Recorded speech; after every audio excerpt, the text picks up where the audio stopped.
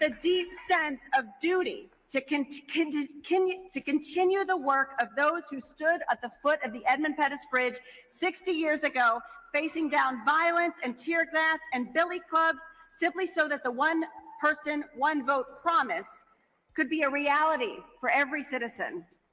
And they fought for the same reasons that we fight, because we know that our best chance for everyone having equal access to opportunity and equal shot to succeed in our country begins and ends with access to the ballot box.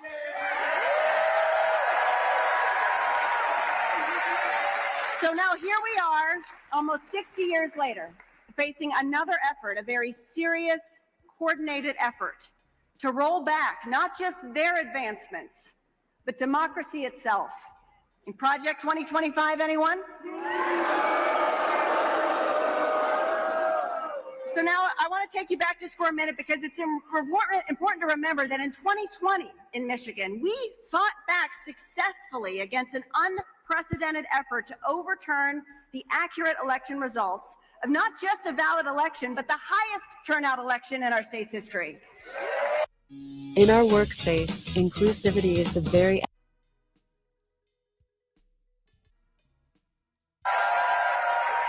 And you know, as Secretary of State, I found myself in the middle of this unprecedented effort. I stood up to Donald Trump when he lied about me. And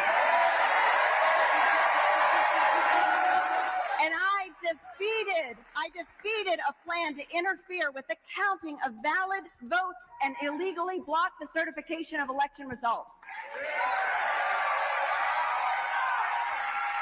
And you know, we saw what happened in our U.S. Capitol on January 6th, 2021, as a result of lies about our elections.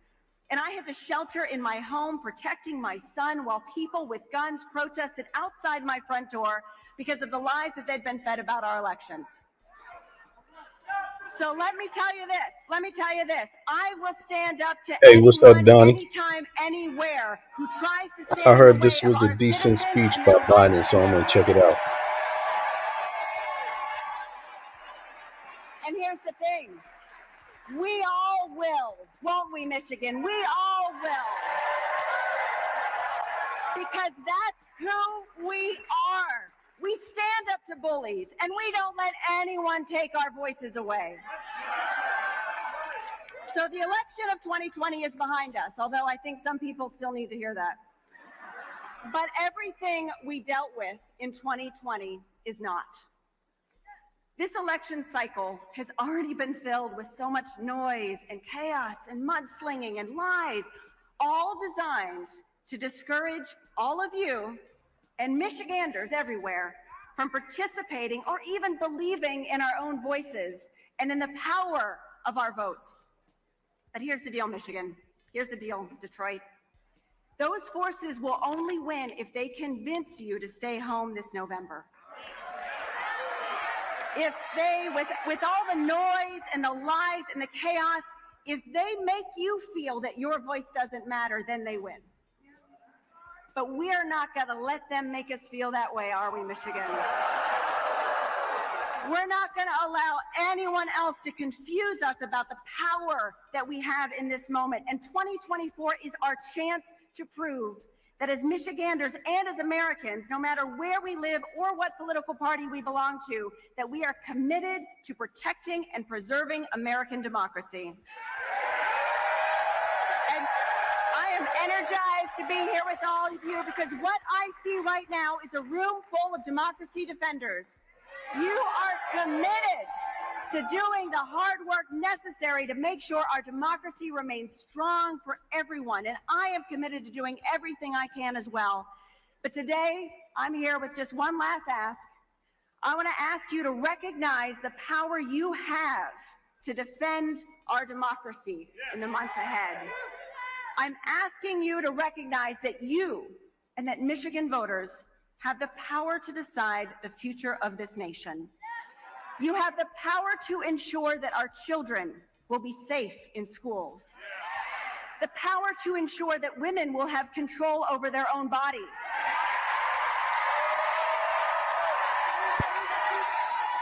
The the power to ensure that we all will have clean air to breathe and clean water to drink. And you all have the power to ensure that the freedom to vote, our democracy, will remain secure for all. Don't allow yourself for 1 minute to forget your power. Don't forget for 1 minute that the eyes of the nation, of the world, are on Michigan this year.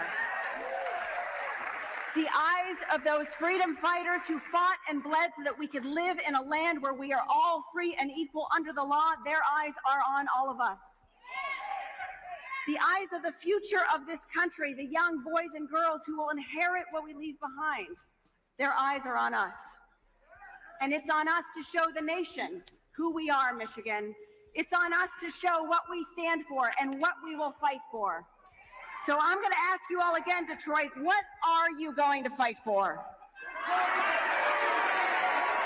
Are you going? Are you going? Are you going to fight for truth over lies? Are you going to fight for books over bans? Are you going to fight for community over chaos? Will you fight for hope over fear? Will you fight for democracy? So listen, I asked you this in 2020 and you responded and we won. I asked you this in 2022 and you responded and we won. So now it's 2024 and I'm going to ask you again, will you vote for democracy? Will you vote for? Yeah, this is the warm up to Biden's speech, yo. So I heard it's a pretty good speech, and it appears that this is the beginning of people figuring out that something is afoot with taking away their right to vote. So that in itself is a very good mechanism for mobilizing voters when more voters feel like someone tried to stop them from voting and having a voice in the country they're citizens in. And I would just like to encourage people to understand something. My family is from the country. Both sides of my family are from the United States from the time that it was conceived, the very idea. You see, so a lot of these MAGA people are not. They just talk it. You see what I mean? A lot of them, their families don't even come from the US, but they walk and talk like they own it. It's time for people, everybody that has the right to vote, to feel like they own it and act on it. Do something about it. But voting is the easiest way to have a voice if you feel like you didn't have a voice in any other way. So, Y'all excited to see Joe Biden? I tell you, some people how his volume go down? having a little too much fun getting on TV and talking trash about our president. They having a little too much fun with it. They having a little too much fun talking about somebody who has shown up for Detroit, Michigan, America, and the world. Yo, that's really funny. Did the volume just go down with this dude? It did. It went down. Look. Must. All right, hold on. They must be adjusting it. Sorry. I think sometimes they forget what unites Here we go. to communities in this city, in this state. And all of y'all know that. So we have to do the work to make sure that everybody else understands it. That is why I'm so proud of the organizers here in this room who spend time in the street every single day.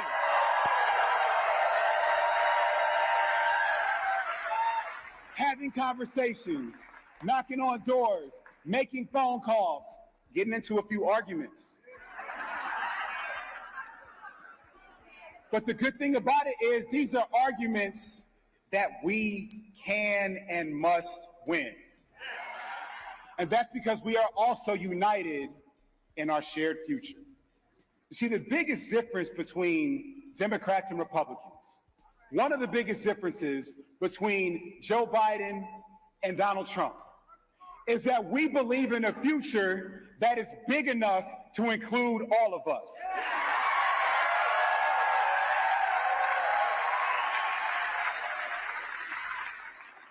The Trump Republican vision of the future is too small for Black potential.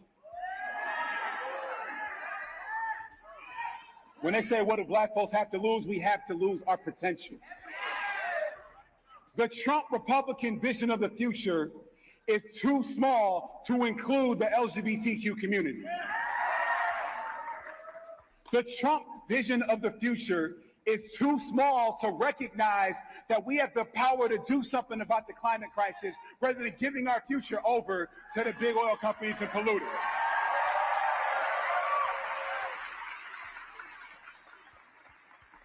They are so afraid of young people participating in our democracy that they are willing to destroy that democracy to stop participation.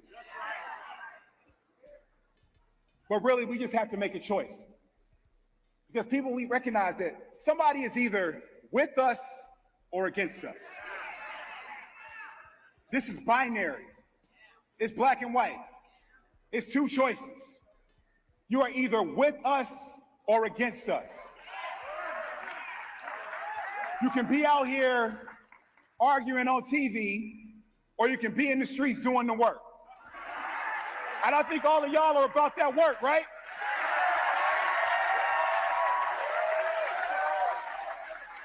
You see, the power of the presidency and the next president himself will either be with us or against us. Now, I know that Donald Trump is against us, but what I also know is that Joe Biden is with us.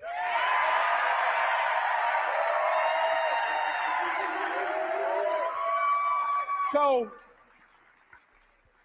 when I say stand tall, I want you to do what we're going to do this November, and that's vote. Stand tall. Stand tall. Stand tall. Stand tall. That's what we do in Detroit and in Michigan, and how your work will determine the future of this nation. Thank you, Detroit. God bless you. Let's go win Michigan. Let's go win America.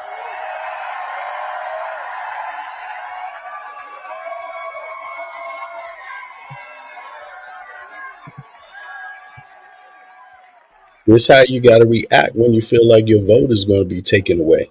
Like, you have to do something, because that's really the last line. If you think things have been bad with voting, imagine what's going to happen if Trump gets in office. He's already told you they're going to restrict more votes. And guess whose votes they are? I mean, you got to be a citizen to vote for the president. So guess whose vote that is? That's citizens' votes.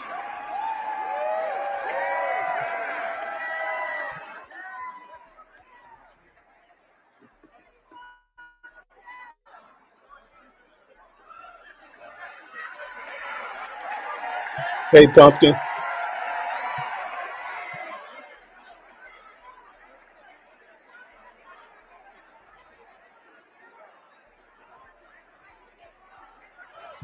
Yeah, we're going to listen to Biden's speech in Detroit.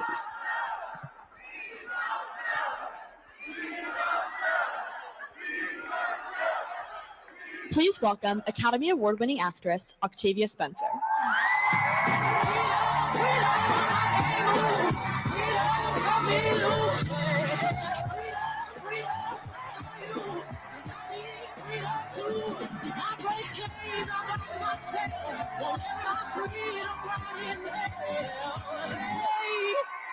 I'ma keep on running, cause the winner don't quit on themselves.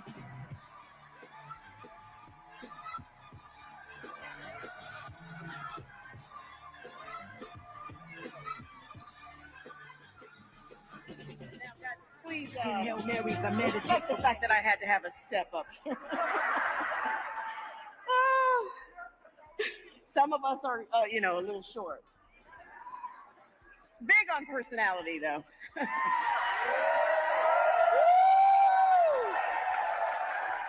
Well, hello, Detroit. Woo! I just have to say, I am thrilled to be back in Michigan, where true, tested fighters have shown the world that Americans know how to get back on their feet after being knocked down. 4 years ago, after Donald Trump drove our economy to the brink and divided our country. You, Michigan, did not surrender. You did not waver. You remained clear-eyed. You fought for our democracy and our freedom. And you sent a fighter to the White House to deliver historic change and results for all of us. And I just want to let you know that this card-carrying Democrat, who also is capable of independent thought, thanks you from the bottom of my heart. Because you organized, mobilized, and turned out to vote, Joe Biden and Kamala Harris have delivered. They've delivered. They've rebuilt a battered economy and brought manufacturing back to our shores. And listen up, ladies. They're fighting each and every day for our fundamental right to make our own decisions about our own bodies.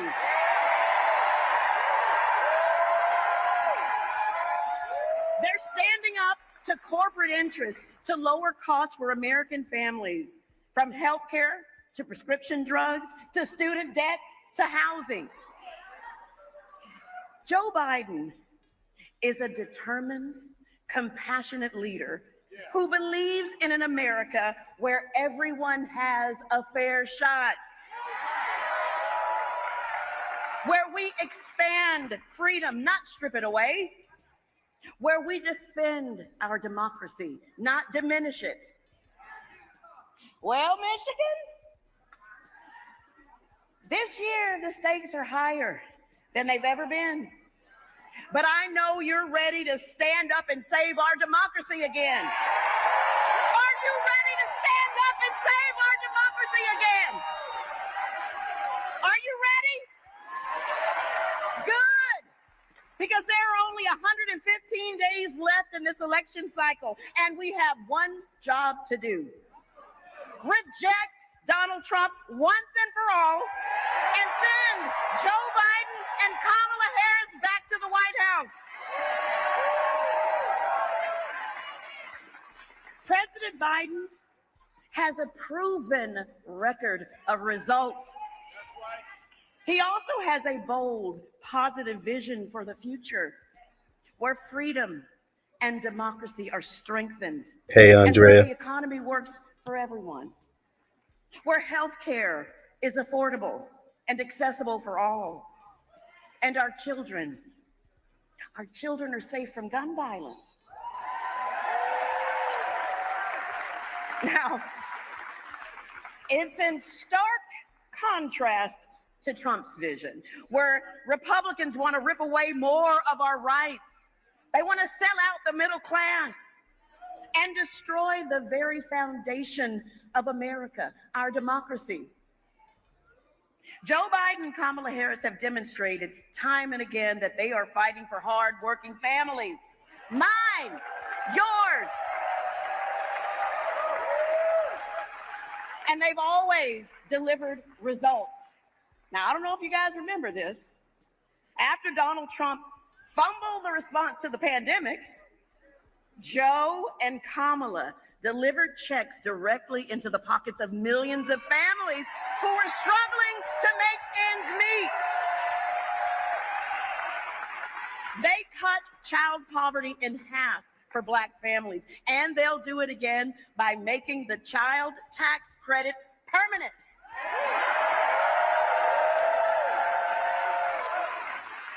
Because of their leadership, Black wealth is up 60% since before the pandemic.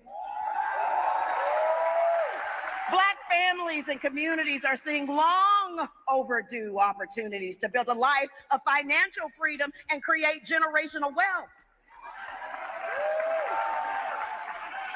As promised, Joe Biden has protected and strengthened the Affordable Care Act to cover more Americans and reduce health care costs for working families.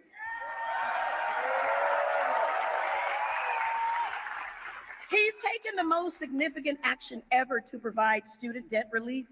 Despite Republicans' attempts to block it, Nearly 5 million Americans have had debt forgiven, and they are continuing to fight for more.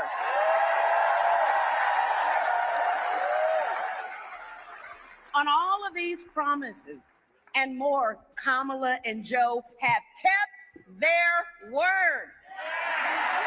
But friends, I need y'all to listen to me right now. All of this progress is at risk. Donald Trump and his allies are laying the groundwork for a future where the federal government can be weaponized against his so-called enemies. Immigrants, minorities, women, military service members who he calls suckers and losers, anybody who doesn't grovel at his feet. So Americans have a choice to make. Who do we trust to fight for us? Who?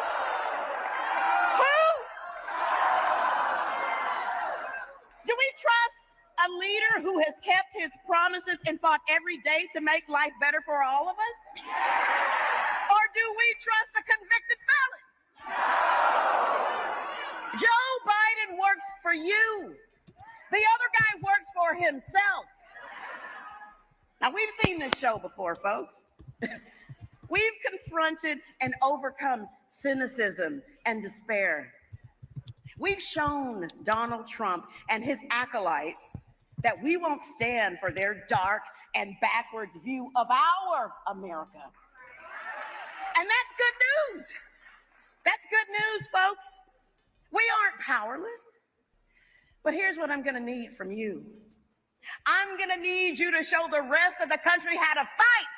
How Michiganders fight. Are you ready to have Joe Biden's and Kamala Harris's back? I can't hear you, Detroit. I can't hear you, Michigan. Are you ready to fight? Are you ready to organize? Well, let's do it, and let's win again in November. Thank you.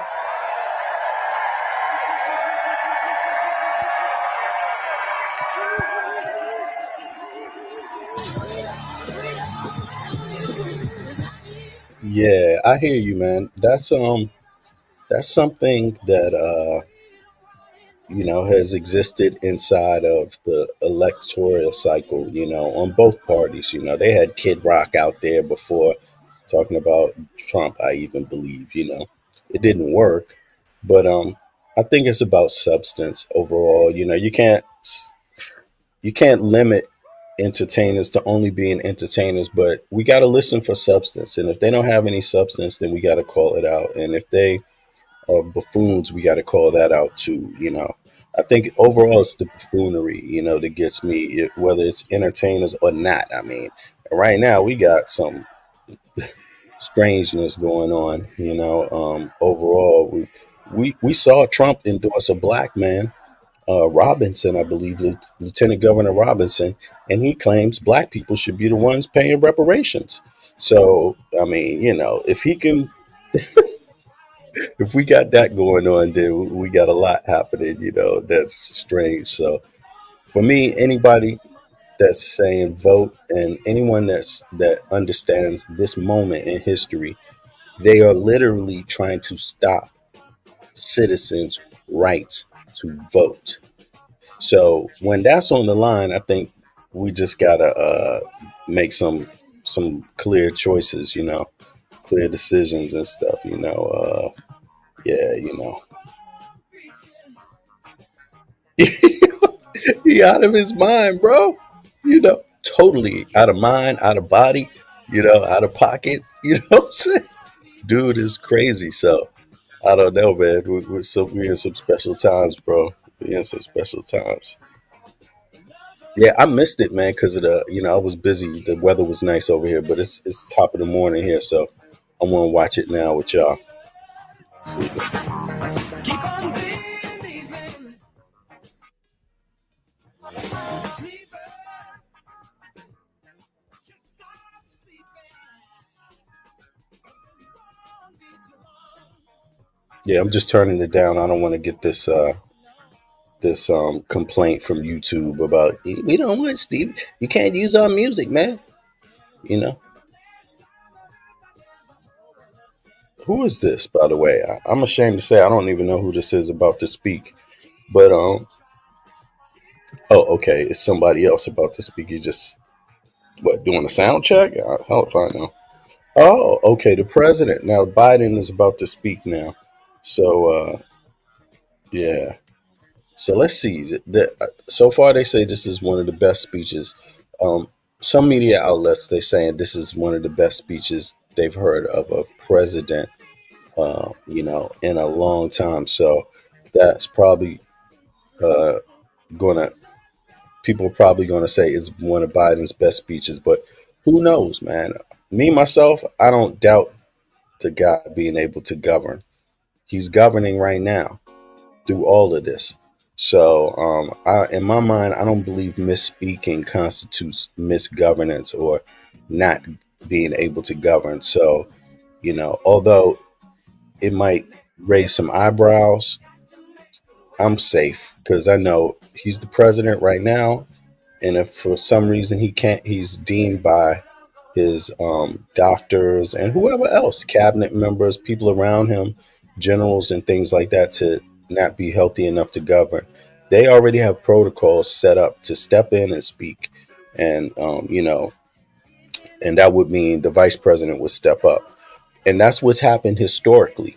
Now, I don't know why it should be any different for Biden or any president, but until I see something more than misspeaking, I'm just going to keep my cool and move straight ahead with my vote for this ticket right here.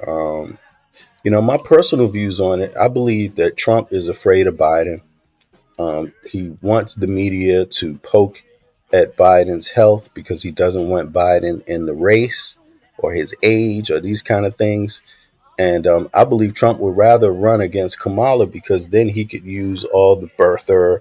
He could use the her family ain't from here, or he could use the color thing, or he could use the immigrant thing. He could use all these things. But the bottom line is that for her to run to be the president, she had to be born in the United States of America. So she's a citizen, you see. And for me, this election is about citizens being very firm about citizens' rights. It's very diabolical to use the concept of migrants and immigration to then go and take away citizens' voting rights. I think that's so disingenuous, so diabolical. And for me, I believe that's what the MAGA um, Trump campaign is all about, using one group against the majority of Americans because they're not the majority, MAGA, but they are fascist, pretty much, in every way, shape, and form, against women, against black folk. Um, and I'm sitting up here listening to MAGA people, and you know what? My family has been in the country is from the been in the country since its conception, and I have to listen to MAGA people whose families you don't even know if their families have been in there. Look, Trump's family came in the late 1800s, bro. He wasn't there in the Civil War. He wasn't there in the War of Independence. His family wasn't there for none of that, bro. And we have to listen. And he's what MAGA chose. Like, come on. And they trying to set the rules for who's American and who's not. And they're trying to redefine what a citizen is and what citizen rights should be. I mean, I'm just out of it, man. Yeah, I'm just out of it. So let's just see. Oh, should I turn it up now? Let's see. Okay, now it's still music. Yeah, so that's my view on it. I think people need to be careful. And I think the Dems need to just get off of that and just do what you normally do any other day of the week. Use the same protocols. There's protocols in there. We've had other presidents not be able to serve for whatever sickness at some point and thing. And then the vice comes in, or even at death, then the vice president comes in. So I don't get it where the fear is coming from. To be honest, that's one of the reasons why you have a vice president to step in. I just don't think it's a genuine call right now in terms of Biden. I think it's just an election cycle debacle they're trying to create because they have nothing else, you know. But that's my view. Um, some others obviously going to have their view, and I'm cool with it. But I'm just saying to people out there, if you don't vote, what's your view all about? If you're a citizen and you're not telling people to vote, that should raise an eyebrow in my thinking. If you're a citizen and you're telling people you're not going to vote, then why are you talking about immigrants voting? I mean, first of all, you have to be a citizen to vote for the president. So, why would you use the idea of immigrants and asylum seekers as a reason for you as a citizen to not vote, to not discuss the voting cycle, to not discuss both uh, presidential candidates and their tickets, to discuss the tickets in detail? Because by the way, immigration is just one of them. But again, not immigrants, asylum seekers can't vote for the president. Even all immigrants cannot vote. A lot of immigrants are simply residents. They don't have citizenship yet. So, and on top of it, the ones that do have citizenship, they're going to vote. So how could you be a citizen and feel like your country's being taken away from you, or feel like something's not right with your country, and then not vote, and not want other people to vote? I mean, that's the thing that really gets me, man. I'm just like, I'm just out there. Let me see there. He was a damn. If he didn't, damn. Yeah. Yeah. I ain't worried about immigrant. Yeah. I mean, it's just another point to discuss, but it shouldn't be a point to retract from life and disappear and like duck your head at the polling booth and not want to, shit, you don't even have to show up at the polling booth. You can just vote. You can vote even before election day, because that's what I'm going to do. I'm not even in the country, and I'm going to be voting before election day, just because I live outside the country. So, yeah, man. Yeah, for real. I'm not. I think when you're worried about those kind of things, they're concerns. People can discuss them, but I think if those things get you off your day to day, and you being a citizen and you voting, then I think that's an even deeper problem. Because you can't have it both ways. Um, Elected officials write laws, and they write laws about these immigrants. And if you want the laws to change, not voting is not how you're going to do it. What's up, Ralph? Yeah, yeah. It's early morning over here, 6:13 CET time. So, and I guess in the US it's about what, 12:13 midnight, something like that, right? So, yeah. What's up? Good to have you with us, bro. Let me see here. How does that work, VB? How can you vote? I suppose because you still considered a citizen. Yeah, oh hell yeah, I'm an American citizen, bro. That's the only citizenship I have, and I hold it dearly. You see what I mean? Like, I have my thoughts about the world. I have my thoughts about the country, but goddamn, I'm going to vote. I'm not going for the okey doke. And by the way, um, how I feel about my citizenship is like this: if you don't like who I vote for, f you. I'm going to vote. And I'm voting for Biden because Trump is a problem. I'm voting for Biden because he's the most progressive president that you have a choice to vote for, and he's done some things to show how progressive he is. He may not be as progressive as everybody wants, but he's done it. My family, both sides of my family, have been in the United States since its conception and before. Trump's family hasn't. Trump's family came to the United States of America about 200 years after. You see what I mean? In the late 1800s, bro. His whole family missed the Civil War. They missed the War of Independence. My family didn't. You see what I'm saying? So I'm speaking as a proud American, and I'm just saying, You don't like my opinion. So what?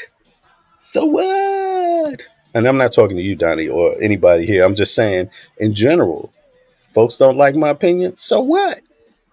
Um, as an American citizen, I have the right to live in another country, and I have the right to talk about my experiences in other countries. And I do it out of love for my own countrymen and women. I do it out of love for my own country. I live in a place that has universal health care. Decades ago, the United States didn't even have that. They were trying to stop people just from getting Medicare. That's what they're trying to stop right now. Why is that the case? You know, I have an understanding. I have a belief. It's because the United States is the most diverse first world nation on earth. More diverse than Russia, more diverse than China, and more diverse than any other Western nation.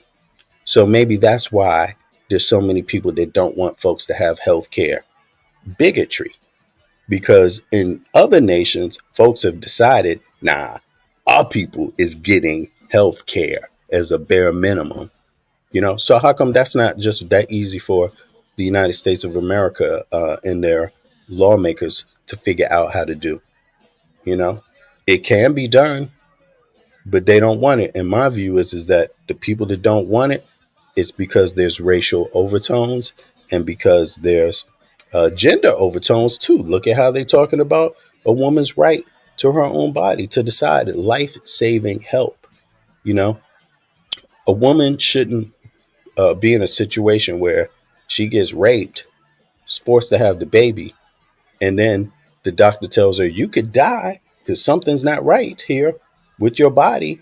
And then they say the easiest way to keep you alive is for you to have an abortion. And then you got some person that's family ain't even been there from the Civil War, ain't even been there from the War of Independence, telling her she can't do what's best for her to save her own damn life.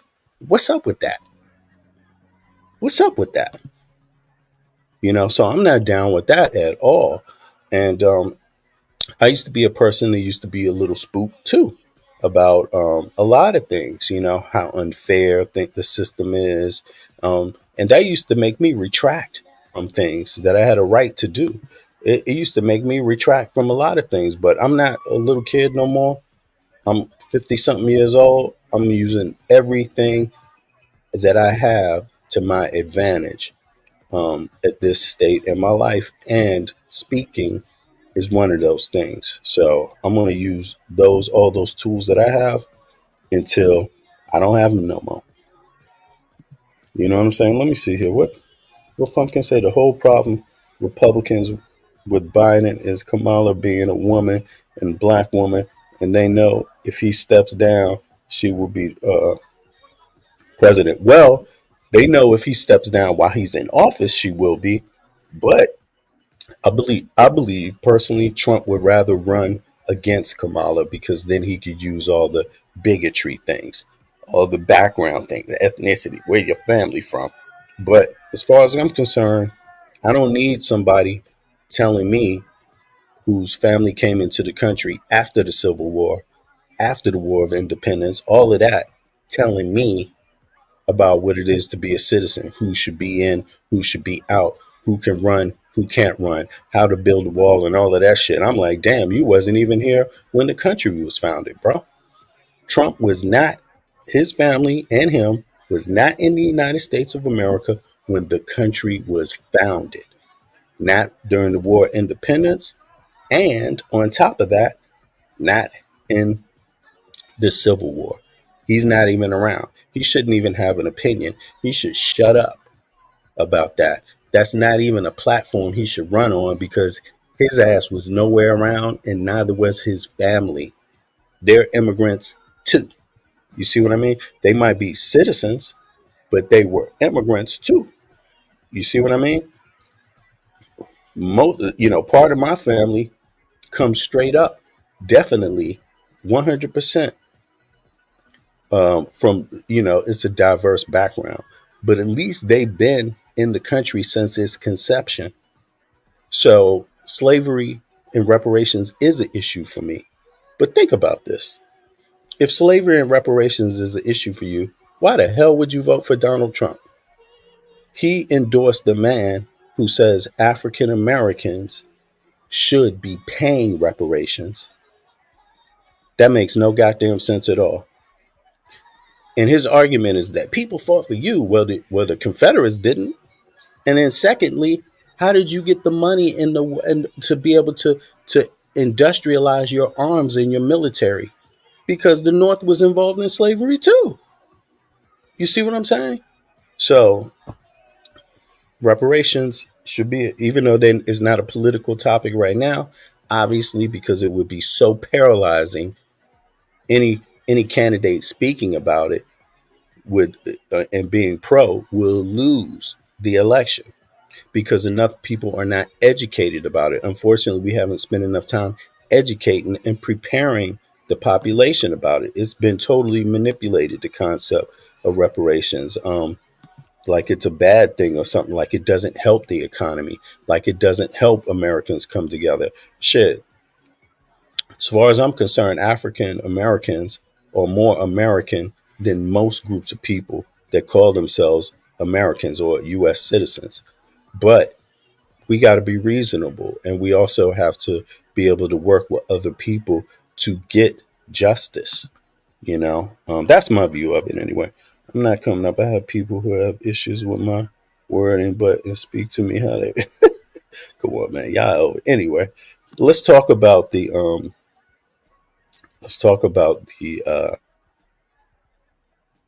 what's going on right now.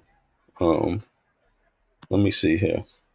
Biden ain't a good topic for me because I don't have proper understanding of the content. Oh yeah, okay. Well then there you go. So I'll listen in lunch break. Okay, bro. I feel you. Black folk in every war. It doesn't get any more. Exactly, Donnie. Exactly. You wouldn't hear Trump tell it that way though. And you know, I'm a little confused by it. I just really think Trump is a phony. He's a phony. That's what I believe. And like I was saying before, when you look at the detail, he's his platform is MAGA, and Trump's family was not in the country during the War of Independence. They were nowhere to be found during the Civil War. So what the hell is he talking about building a wall for? What the hell is he talking about restricting citizens who can, what's he doing? And that's what I'm saying. We have to be careful about that because we let MAGA people talk about America like they've been there. And there's no evidence to show that these MAGA people have been there since the conception. You just go by their word and they will have you think people like myself weren't, when my family definitely was from the conception. You see what I'm saying? From the conception. So I take offense to that. And again, although my family has been in the country since its conception, participated in those wars, participated in the reality of things,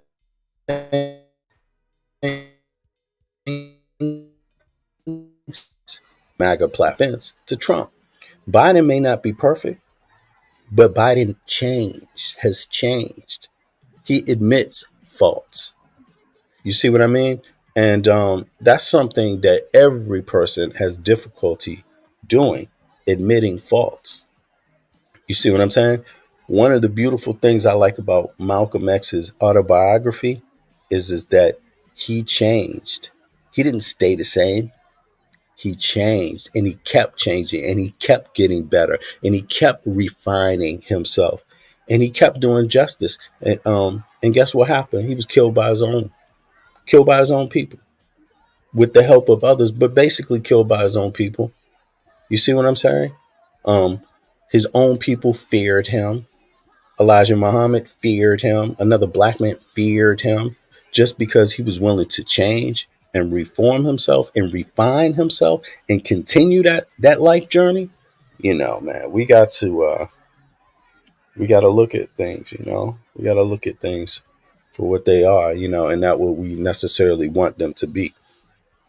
The thing about Biden's age, yeah, it would be great if we had some younger candidates, but young don't necessarily mean wise or intelligent. Young could also mean MAGA. Okay. And as you see, but also, if you want younger candidates and different candidates, you have to make space for them. You have to create space for them. And that's a process over years. That's not a snap your finger and get it thing. And in my view, Biden understands you have to create space. So what do you do to create space? You get some younger cabinet members. You get a diverse cabinet. You get diverse appointees. You try to create that change around you. Like they say, be the change and then hope that others follow, right? But MAGA ain't going to follow. They're not going to follow, you know? So got to take change step by step. As painful as it is, it's better than backwards. You know, small steps forward is better than backwards. And especially when you're talking about this backwards shit about citizenry and how they trying to warp it through making Donald Trump immune. That's code word for he has the power above other citizens. That's not right. When they take it that far, that is not right at all, because then they belittle the value of what a citizen is. That's the line for me. And I think more Americans are starting to figure that part out, because now they've calmed down. They've heard the initial uh, rhetoric. They've been able to process it. They're calming down. And now they're about to see what this election is really about. It's not who starts off fast, it's who stays steady and finishes the race. And I don't believe Donald Trump going to be able to finish that race. And I believe most Americans are not down with Donald Trump. They just need to hear him talk enough to get excited enough to vote against him. And I think that's what we're going to see. I think it's going to be. I don't really have a prediction, but I definitely think this is going to be. It has the potential to be landslide for Biden and Harris. And I think that landslide is definitely going to set her up to be president after Biden. And that's what I'm looking for. But I'm not saying it can't be somebody else either, with a solid platform like the Dems have right now. Even though it's not perfect, it's far more progressive than any other platform, and comprehensive. People say they wanted clean water in Detroit. They got tired of dirty water in Detroit. Well, you got an infrastructure plan for the whole country, because it's not just Detroit. It takes time to implement, but you got one. And you got one you can have access to. The only reason why Detroit can't be fixed, water can't be fixed now, is if they got a dumbass governor that's a Republican that say they don't want that infrastructure money. Pretty much. That's how I see it. And it's similar to another state who just some governor refused the child checks for lunch that the federal government issued. Money for kids that can't afford food. The Republican governor said, no, we don't want that money. How ridiculous is that? Why don't you give people the option to have a free lunch if they want it? If they don't have any other option, why don't you give them the option? But the governor, for political reasons, is like, nope, we don't want that, Biden. Even though it got passed through the House, it's getting passed, man. And even if it ain't passed through the House, it still makes sense, but that's not their reasoning. Their reasoning, Republican reasoning is strictly partisan, not totally though. Let me take that back. Biden just passed a bipartisan, or he just signed a bipartisan bill that's coming into effect now that he signed it, that went through the Congress and through the Senate. So it's not always party, but look how much has that bill been advertised, even by the press, that he just signed? You almost hear nothing about it. It's almost like it never happened, even though it is happening, and we just got to keep in mind, if you want to know what's going on, you have to invest time in knowing what's going on. You can't just hear somebody say it, say this is what they feel, because a lot of times what people feel is not necessarily what the deal really is. lately I've been coming across using like a little bit of Chat GDP because I have it, but I never really use it. And I'm not talking about Americans now. I'm talking about all kinds of people. People tell me stuff all the time, and what I've been doing now is just checking it out on Chat GDP. And I'm realizing that there's a lot of people that believe things that are not actually true and have been told things through social media or through other means that's not actually accurate. And it's happening a lot. And I'm not just saying that with Americans. It's happening with folks over here in the EU also. Um, so you got to check the propaganda. You got to check it. You got to fact check the propaganda, and you got to fact check it by bringing sources. You know, and at least whatever you find in Chat GDP, they come with a source for it. You know, it's not perfect, but it comes with a source, and you can review it and you can go beyond it if you like. But I just use it as a tool. I don't use it as the ultimate answer. But I've been finding that when I am hitting people back with some of that information, there's not any retort either, because a lot of times people feel something that they don't even have the sources for, that they don't really have the accurate information to sustain. And, you know, but those are the days we live in. I mean, they told people, oh shit, hold on. Is she speaking? Sorry. Hold up. Somebody speaking? Okay, okay. Yeah. Right now is disinformation. Russian disinformation is huge right now in social media. Um, So people need to be aware of that. So you're going to hear a lot of things that are going to trigger your emotions, but may not actually be fact at all. And so that's the thing, about it. So these are the times we live in. But in any case, Biden is about to come up. This is the speech he just gave a few hours ago in Detroit, and they say it's one of the some media outlets are saying it's one of the best speeches that they've heard a president do in recent times. And I suspect others will say it will be one of Biden's best speeches, but we're gonna find out. Yeah, let me see what's going on here.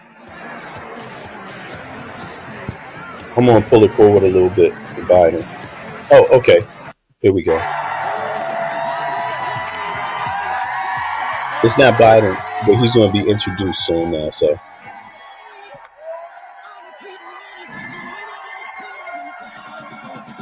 Hello, Detroit! All right, so you guys packed this place so full. We have an overflow room, and the president just stopped by the overflow. That is the kind of energy Detroit is bringing to Biden-Harris.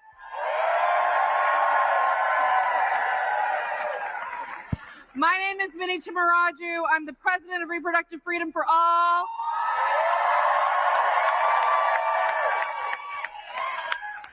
And our 4 million members, including our members right here in Michigan, are firmly behind Joe Biden. I like how she said reproductive freedom for all, because a lot of people think it's just about women's reproductive freedom rights. It's men that got problems reproducing, and they can get help too. They get help also, Don't sleep. For reproductive freedom since day one. And yes. And when the devastating Dobbs decision came down and Roe v. Wade was overturned, they went right into action, preserving our freedoms and fighting for our rights.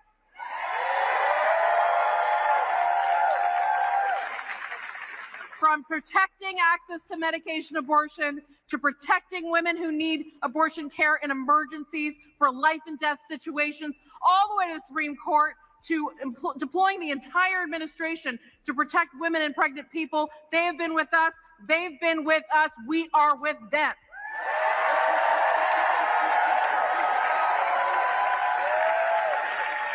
And the threat on the horizon, it couldn't be more horrific. We have work to do, y'all. We have work to do. We got to stop Trump. We got to stop Project 2025. We got to tell our story, and we got to stand firm and proud of Joe Biden and Kamala Harris.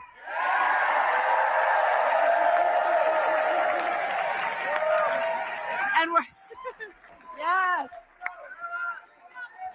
4 more years, 4 more years, 4 more years, 4 more years, 4 more years, 4 more years, 4 more years, 4 more years, 4 more years, 4 more years.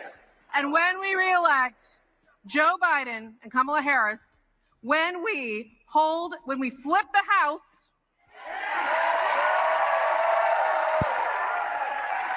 hold the Senate, which we're going to do right here in Michigan,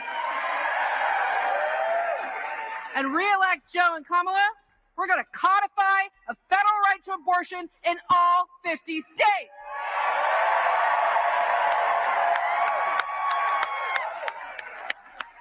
Y'all, everything is on the line right here in Michigan. We are so grateful to all of you for the work you've done so far. Let's finish the job.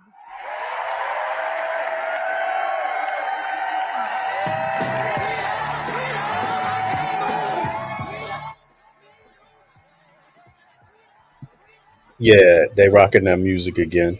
Um, you know, she spoke about women's rights to, you know, what do they call it? Reproductive freedom. That means a lot of different things. It's not just abortion, but men should also think about this too.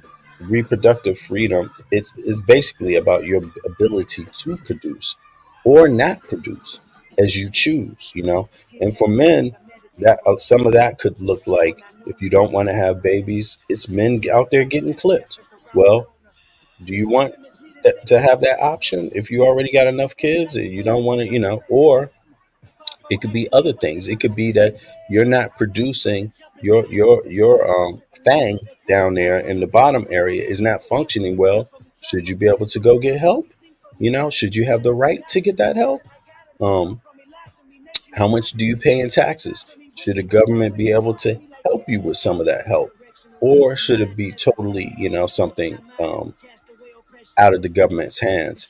And I think nothing should be, many things should not be completely out of the government's hands because the problem is that when you're in a classist society, a society that means money gives you more access, and when you come from a country that has inherent issues from the past and even present of discrimination, which is based in which has an effect on your economics, which women have that problem. Certain minorities like Black people, African Americans have that problem. Then it shouldn't be just that, no, the federal government can't help you with this, or no, the federal government, well, you didn't pay reparations to men, to African Americans. Did you pay reparations to women for not allowing them to vote, for not allowing them to own property? Well, then what you going to do about it now today? Because the effects of that inequality linger. So, it's just a thought just for people to think about.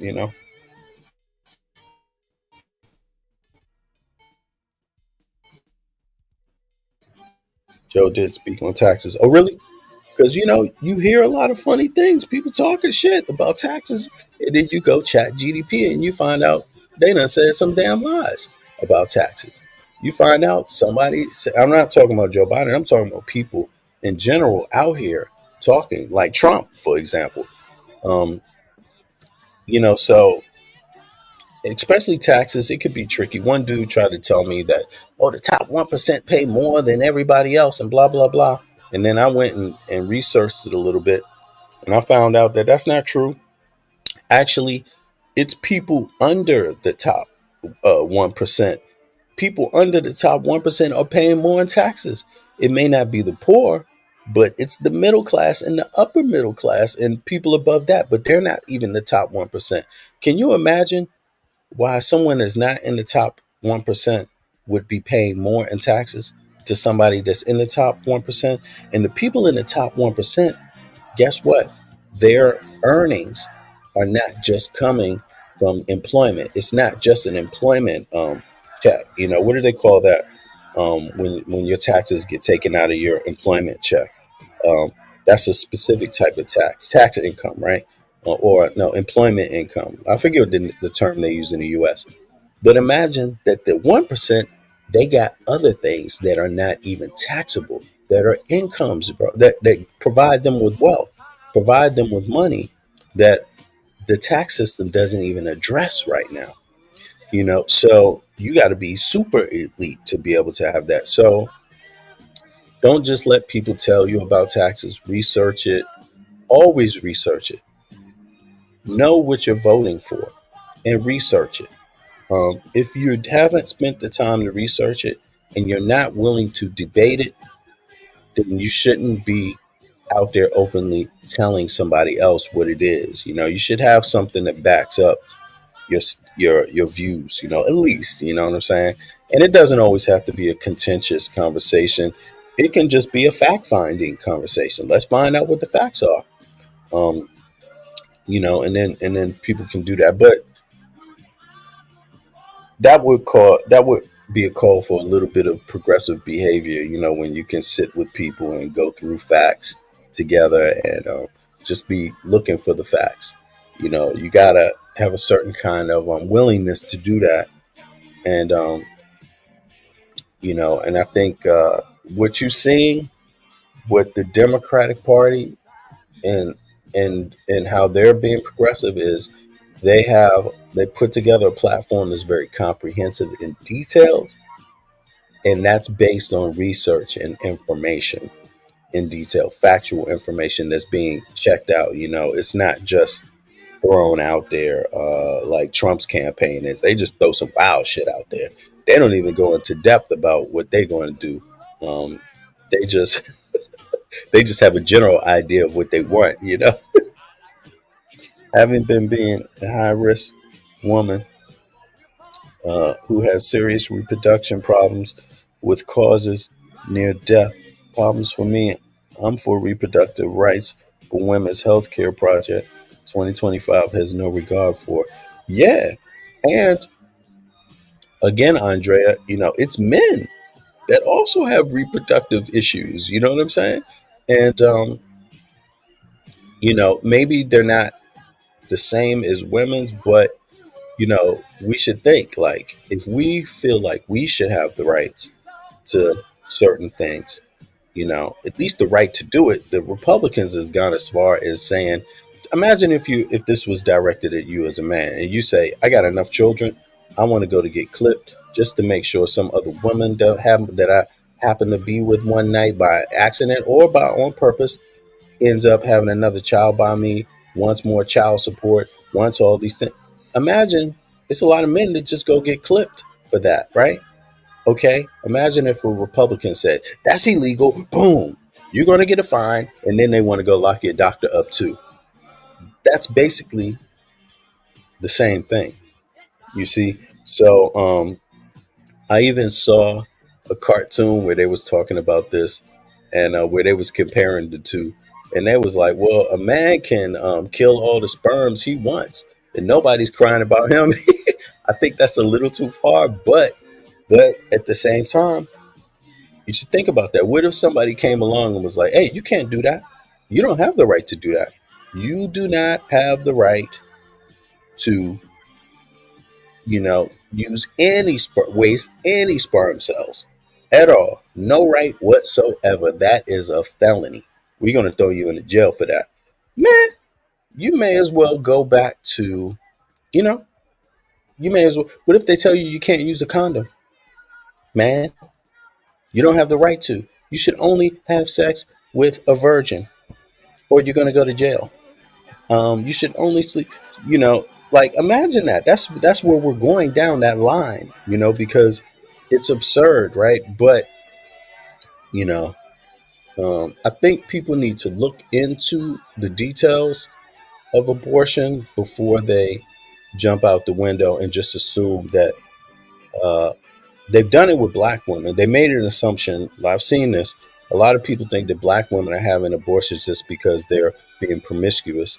Those numbers, I'm not even sure if numbers are showing that. I think what's happening is that when you see black women go to hospitals, they're more at risk when they're pregnant to even give birth than other groups.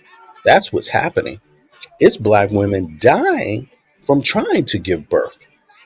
Yes, because of health complications.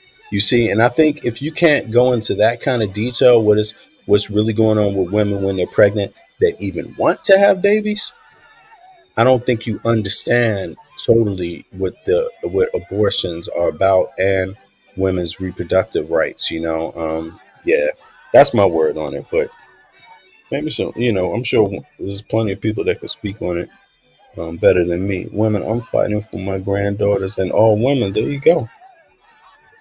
Yes, men have breast cancer.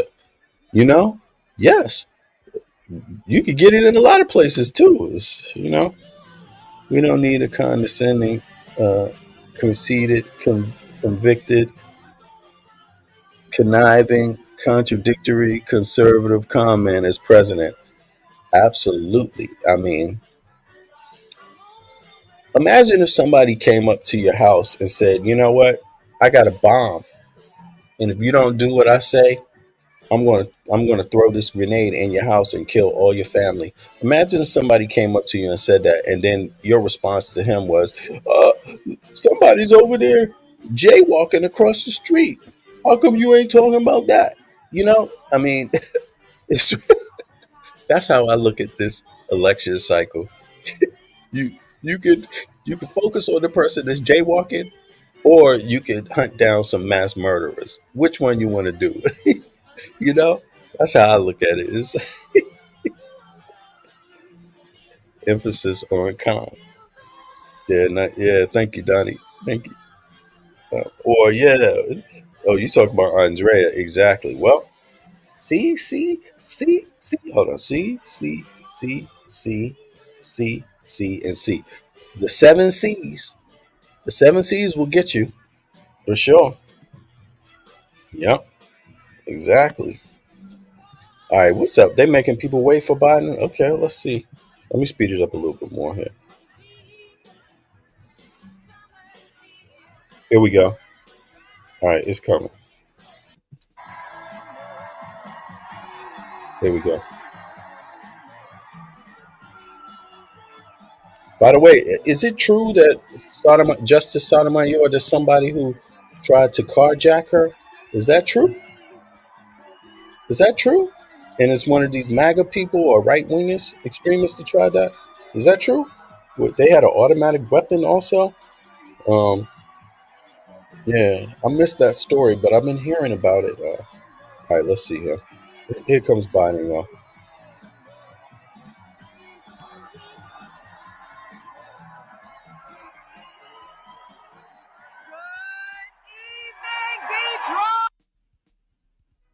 Come on.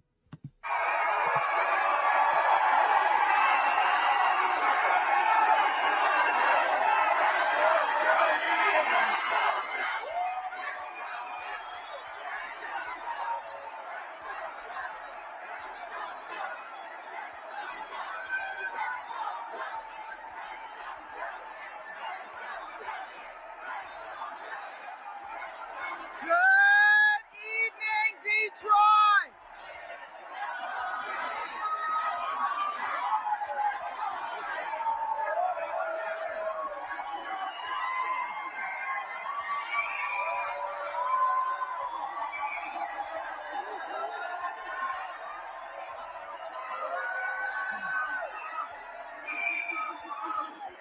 Good evening, Detroit!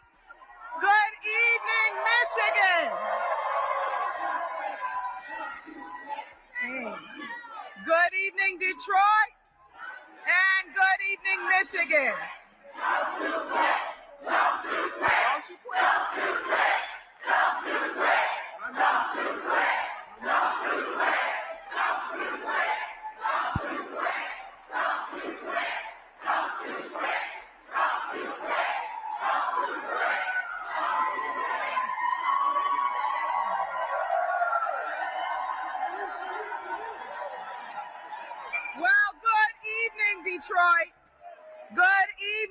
Michigan.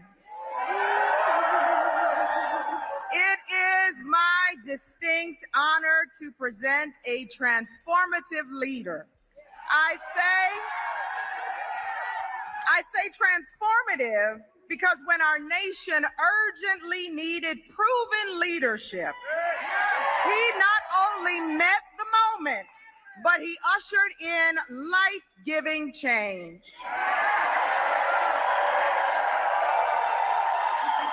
When our economy was teetering on the brink of recession, President Biden turned it around remarkably. Hallelujah. And because of the Biden-Harris administration, we have seen lower prescription drug prices and lower health care premiums. Nearly $170 billion in student loan forgiveness. More people in the American workforce than any point in history. Nationwide rebuilding of infrastructure. The signing of the first significant gun safety law in 30 years. Tremendous boom in small businesses. Over $16 billion in support for historically Black colleges and universities. And the list goes on. As a woman of faith, as a pastor, I am grateful that President Biden operates out of compassion for people, the people he serves, rather than serving his own interests like the other side.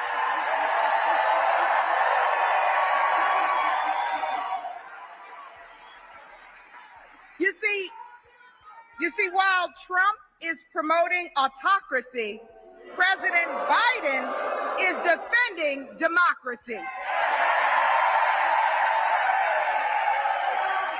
Trump spews misinformation and disinformation while President Biden fosters transformation and elevation. Trump wants to move us backward in 2025, but President Biden wants to see us all bloom and thrive. Trump wants to be a president king, but President Biden wants freedom to ring. Trump wants tax cuts for the wealthy, but President Biden wants to keep America healthy.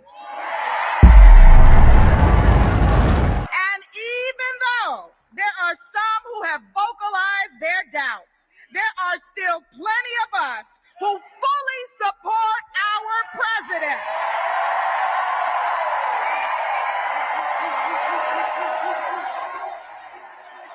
So allow me to paraphrase the biblical prophet Elisha. President Biden, there are far more who are with you than there are who are against you.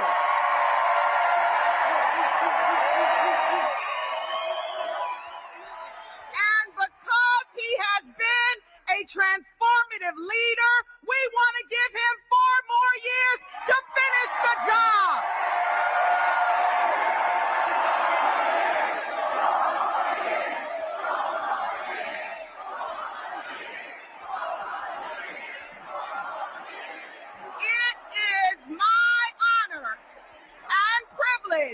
To present the 46th President of the United States of America, Joe Biden.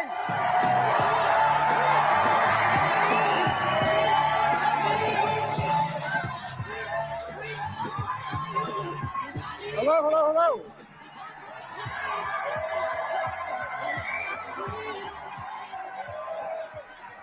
Well, I tell you what. Well, thank you. I love you back. Look,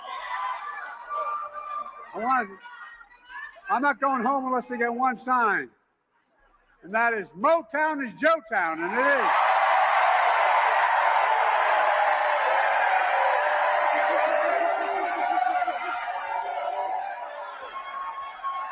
don't know how true that is. My dad sold automobiles, got me through high school and college and law school, and it's selling automobiles and everything. We always looked at Motown. UAW. By the way, Pastor Rudolph, yes, her, she's the AME Church. When I was I'm still a young guy, but when I was a young fella involved in the civil rights movement in my state, which was segregated by law, I'd always start Pastor Beeman, now Bishop Beeman's church, the AME Church in Wilmington, for real. I'd go to 7:30 Mass, and I'd go to 10 o'clock services. We plan what we're going to do, how to desegregate the restaurants and streets of our city. And I tell you what, now you know why I spent so much time in the AME Church. Pastor, thanks for that introduction and for your spiritual leadership in the community. And by the way, we got a great crowd here tonight, to state the obvious, but if I didn't do this, I'd get in trouble. My dad looking down on me. We love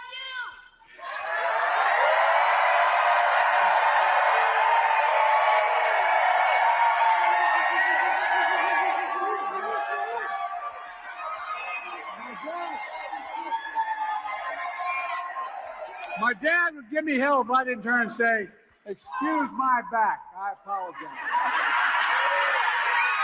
Look, folks. Members of Congress. Debbie.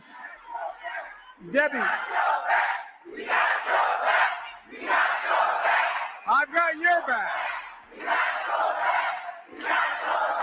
And I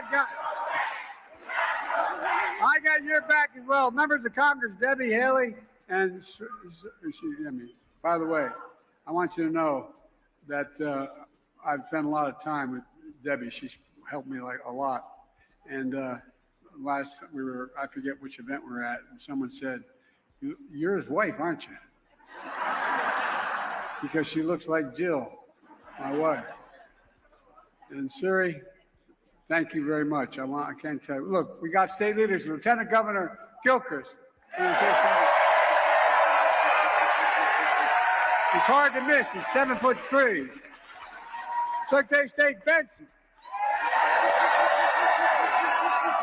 Lavora Bourne, Democratic Chairman. We got civil rights leaders, faith leaders, labor leaders, including SEIU, CWA, AFL-CIO. Thank you all. This is about to be a 40-minute speech, y'all. I just checked it out, so. Unions. I say the word.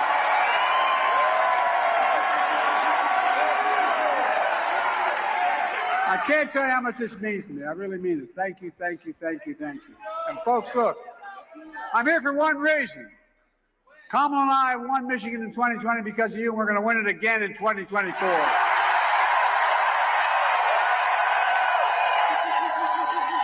And here's how we're going to do it. We're going to stand up for women in America. We're going to protect contraception. We're going to protect IVF. And we're going to restore Roe v. Wade as the law of the land. I mean it. We're going to protect the right to vote. We're going to fight for Medicare and Social Security, not cut it like the other guy wants to do. And I promise I'm going to keep lowering the cost of prescription drugs in America. We're going to keep expanding health care. No matter how many times Trump and his MAGA Republicans come after the Affordable Care Act, we will stop them and stop them and stop them. I mean it. Too many people are depending on it. We're going to protect our children. We're going to get weapons of war off the street. We're going to ban assault weapons. Folks, look, more children are killed by a bullet than any other reason in America. They die for that for more than anything else, any disease, any problem. It's sick. And above all else, What's up, Michael? we're going to stand up for our Constitution and save our democracy.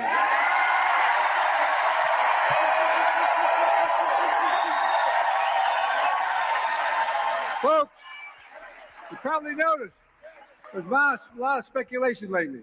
What's Joe Biden going to do? Is he going to stay in the race? Is he going to drop out? Here's my answer. I am running, and we're going to win. I'm not going to change that. Yo, Donnie, this is a 40-minute speech, bro. In fact, Just today, the Marist poll released a national poll that has me beating Trump 50-48.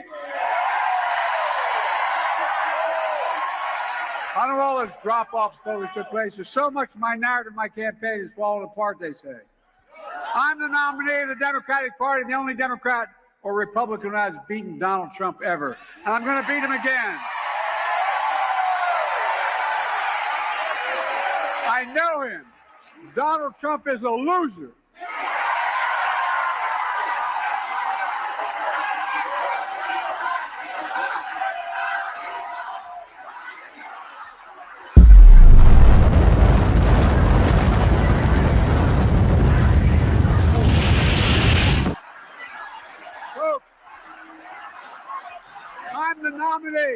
I'm the nominee of this party because 14 million Democrats like you voted for me in the primaries. You may be the nominee, no one else, not the press, not the pundits, not the insiders, not donors. You, the voters, you decided, no one else, and I'm not going anywhere. Let's go, Joe. I learned a long time ago that when you get knocked down, you get back up. I've led this nation from the depths of the pandemic to the strongest economy literally in the world. And we're not done yet. We're not done yet. Have to finish the job and do what that's what I'm going to do. Folks, let me tell you something about Donald Trump and his friends down in Mar-a-Lago. Wall Street didn't build this country. You did, the working people, and the middle class built this country. And unions built the middle class. Oh, wait a second. That's a fact. That's a fact. Let's hear that again. Folks. Let's hear that one more time. And do what that's what I'm going to do. Folks, let me tell you something about Donald Trump and his friends down in Mar-a-Lago. Wall Street didn't build this country.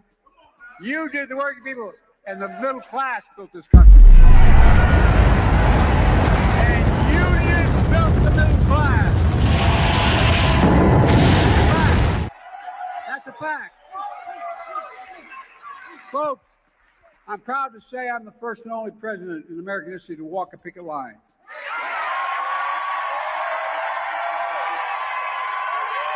Because I know when labor does well, everybody does well. That's not hyperbole. I came to Michigan to walk that picket line. I stood shoulder to shoulder with the United Auto Workers, the greatest auto workers in the world.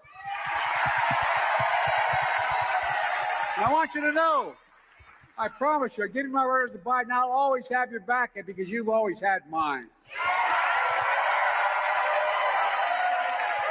Remember what Donald Trump did when I was here walking the picket line?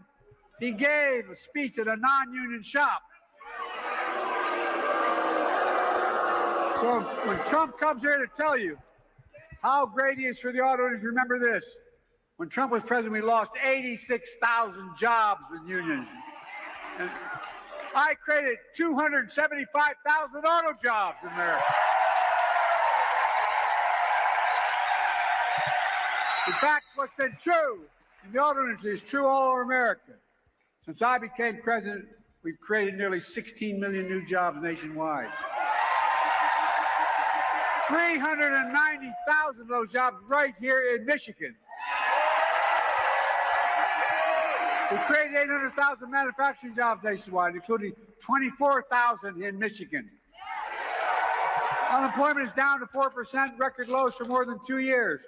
Historic low unemployment for Hispanics, Black, Asian Americans, including here in Michigan. Look, just yesterday, it was reported because of my economic plan, inflation is down again.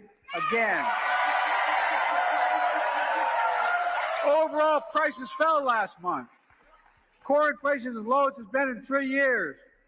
Prices are falling for cars, appliances, airfares. Grocery prices have fallen since the start of this year. We got more to do. We're going to keep working to take corporate greed, take it on. You know, since the pandemic, corporations have doubled their profits. I understand corporations. I come from the corporate capital of the world, Delaware. They have more corporations in my state than every other state in the union combined. I'm not anti-corporation, but I'm anti-greed. That's what I'm anti.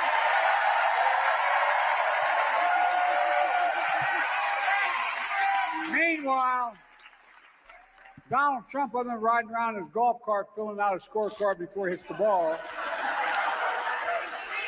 He's calling for, seriously, this is the God's truth, he's calling for a 10% tariff on everything we import, including fruits, vegetables, coffee, and other necessities. And the leading economists in this country tell us that his plan would cost working families $2,500 a year in a new tax. That's a fact, not a joke. Folks, the vast majority agree our economy is moving in the right direction. Jobs are up, wages are up, the economy continues to grow, and inflation is down. And I love telling Trump this, even though I don't own any stock. The stock market is a historic high, closed at over $40,000.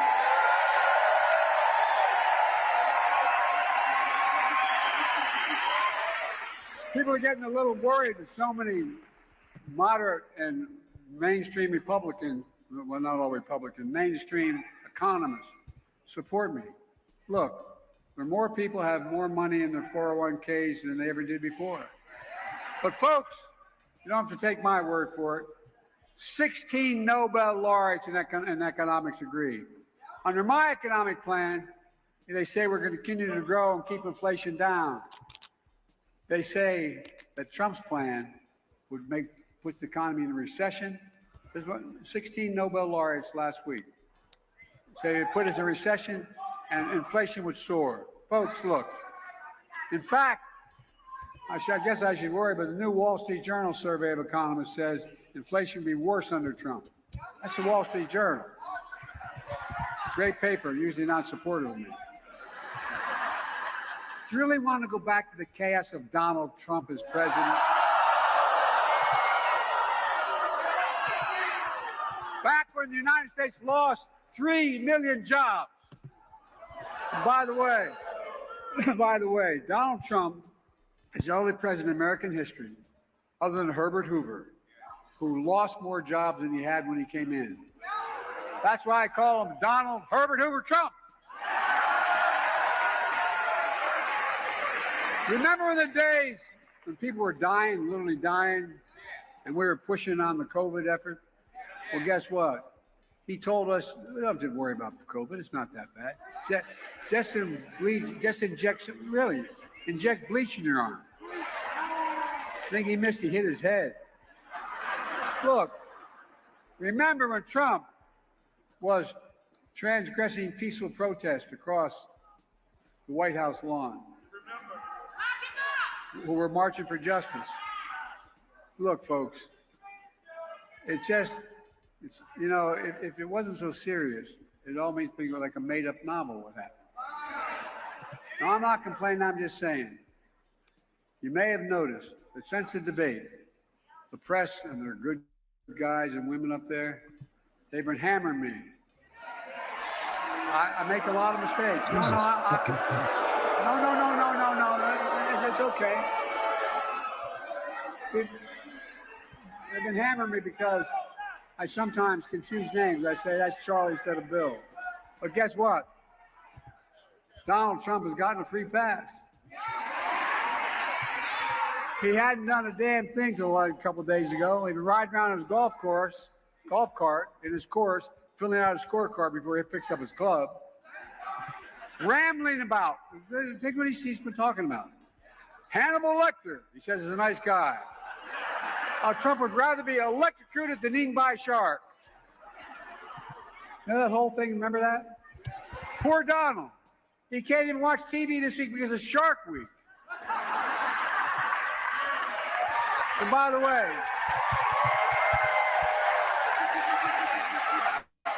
on a more serious note, I had 32 members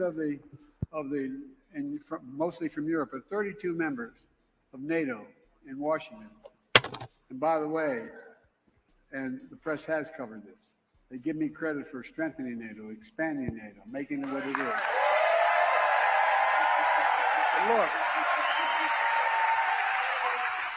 this is deadly earnest. When that butcher Putin, who I have known for a long time. When he invaded Ukraine, here's what Trump said. I'm not making this up either.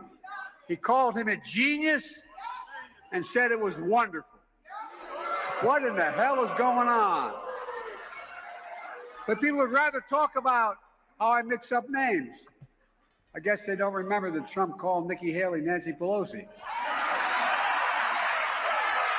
Well, no. No more. Donald, no more free passes. Today we're going to shine a spotlight on Donald Trump. We're going to do what the press so far hasn't, but I think they're going to soon. We're going to say who he is, what he intends to do. Folks, Donald Trump is a convicted criminal. He's convicted.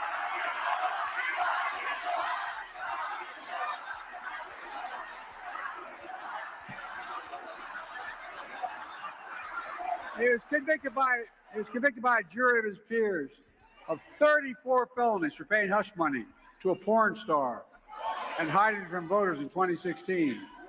Donald Trump was found liable for sexual assault by a judge who told us not to be fooled by Trump's brushing it off. Here's what the judge wrote, quote, the judge in that case wrote, Mr. Trump attempt to minimize sexual abuse, finding it frivolous.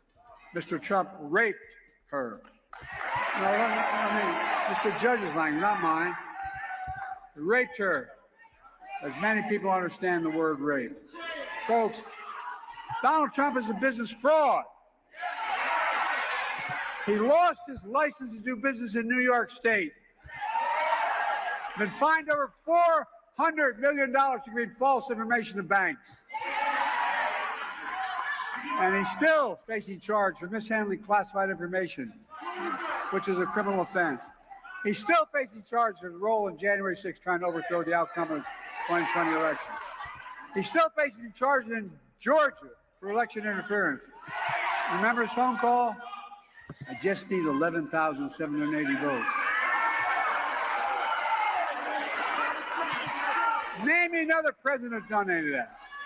Look, if you want to know how bad a businessman Trump really is, just think about this. He inherited millions of dollars only to squander it. He's filed bankruptcy 6 times. He even went bankrupt running a casino. I didn't think that was possible. Doesn't the House always win in a casino? Most importantly, and I mean this from the bottom of my heart, Trump is a threat to this nation. He led a violent mob on January 6th to overturn the 2020 election. Hold on to power. The election I won by 7 million votes. Folks, by the way, he made these claims about stealing the election. Guess what? What happened was,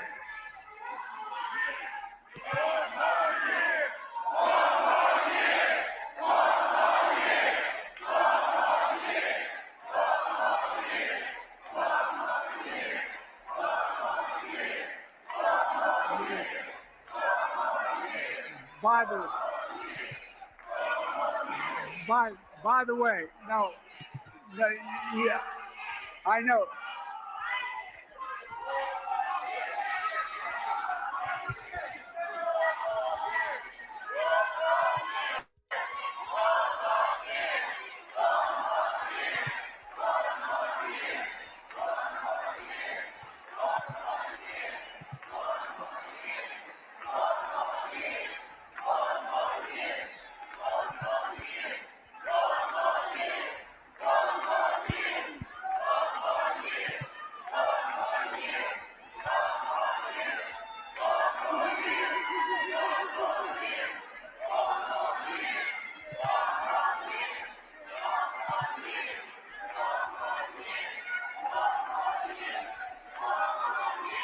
Folks,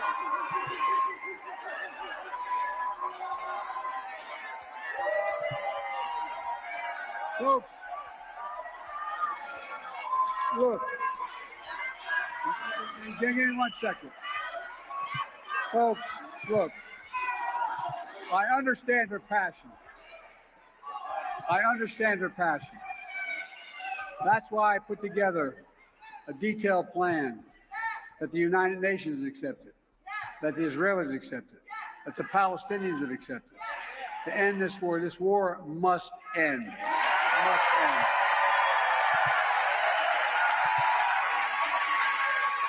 Well, look, we saw with our own eyes, we saw how he sent thousands of people to attack the Capitol, Trump. We saw the police being attacked, the Capitol being ransacked, the mob hunting for the Speaker of the House, Nancy Yeah, Pelosi. peace out, Gallo Michael. Peace. Thanks for coming set through, up bro. to hang Vice President Pence. We saw it here in Michigan, a stark attack on your state capitol. A horrendous plot to kidnap your governor. Protests surrounding your home, the home of your Secretary of State, for simply doing her job. She's here tonight, Madam Secretary. I'm proud of you. Where are you, Madam Secretary?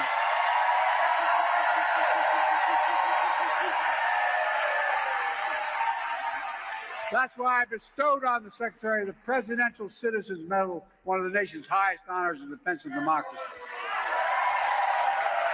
Folks, and now Trump wants to pardon those January 6th insurrectionists. It's outrageous. It's wrong. And I will never let it happen.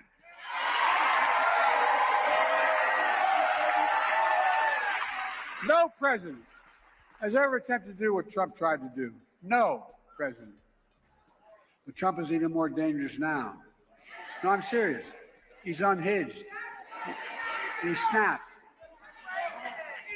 And he refuses this time around.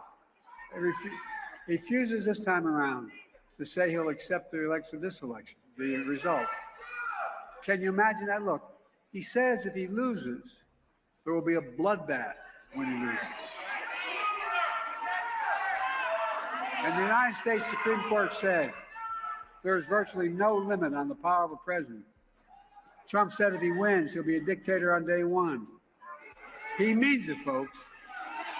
We're not going to let that happen. Over my dead body will happen. Folks, I don't want to complicate, but just look at this right-wing Project 2025.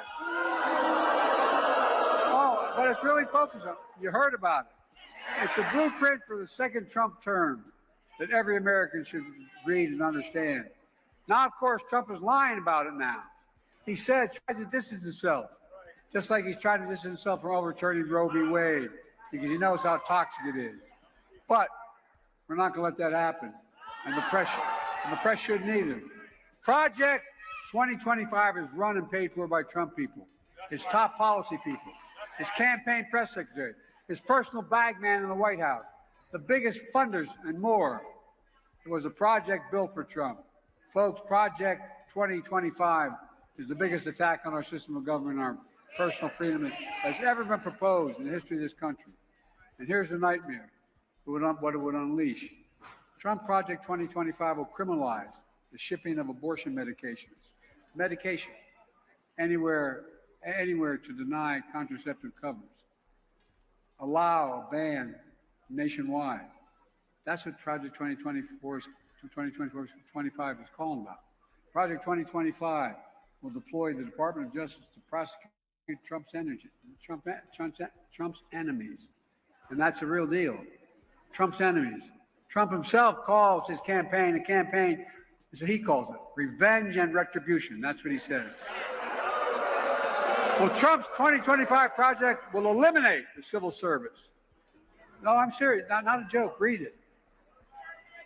And he'll allow him to hire tens of thousands of civil servants that are running only because they support Trump. They have to take a loyalty oath to Trump beforehand. Folks, that's not the United States of America. Trump's 2025 project will cut Social Security and Medicare, rip away protections for pre-existing health conditions, will eliminate $35 a month cap on insulin, allowing drug companies to jack up the prices back up to $400 a month. Stop Medicare from negotiating lower drug prices. And by the way, I got criticized for taking on Medicare. Taking on the drug companies, the pharma for that. Well, it's not damn right. It's all right. But by the way, you know what it did? When I won, it cut the federal budget by $160 billion.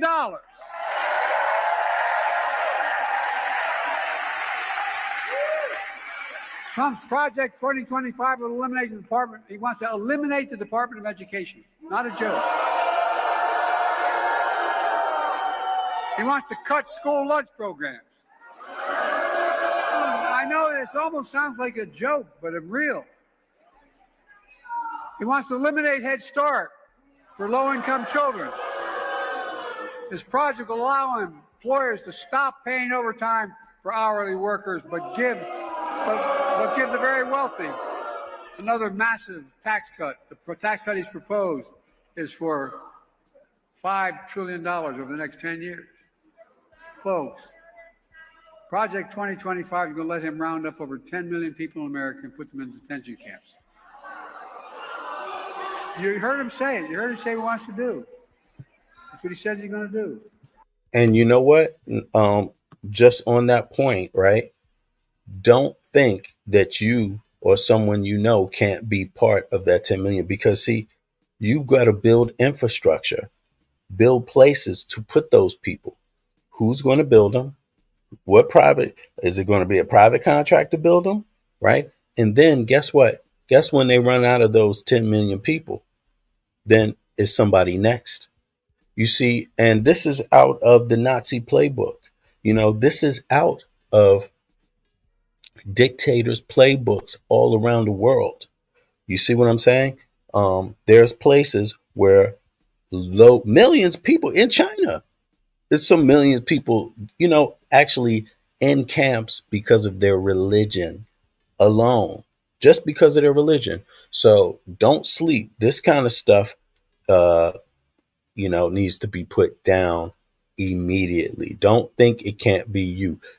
Do you really think MAGA is going to stop at 10 million in a country that has 350 million? Do you really think that? You see, you really think that they're just willing to throw what, illegal immigrants in there? You really think that's what that's about? You know, people can discuss immigration, and that's a wonderful thing to discuss it because it's just another fact of life.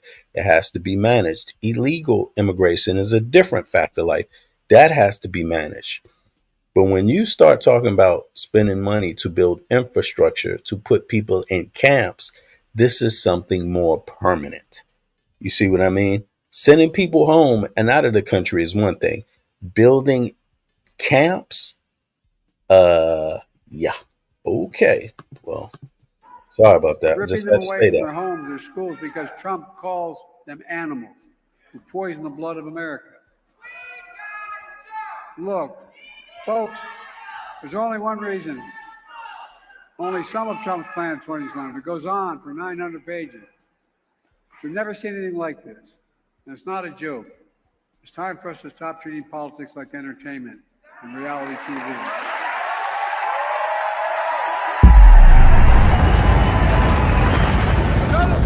With Donald Trump is deadly serious. Deadly serious.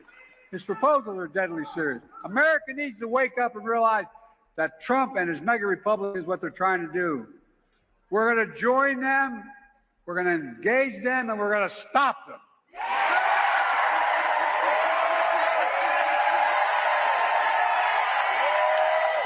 So folks, we all know it's not enough just to be against something. We have to be for something. So today I'm going to start by laying out the first 100 days of my second term. And here it is. The first bill I'm going to introduce will restore Roe v. Wade to make it the law of the land.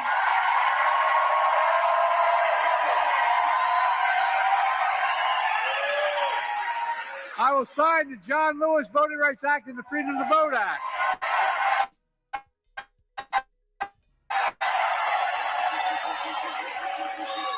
We're not going to stop Trump and the MAGA Republicans from cutting Social Security and Medicare. We'll expand and strengthen Social Security and Medicare. And here's how we're going to do it. Press always asks how. Listen, press, by making the rich pay their fair share of Social Security.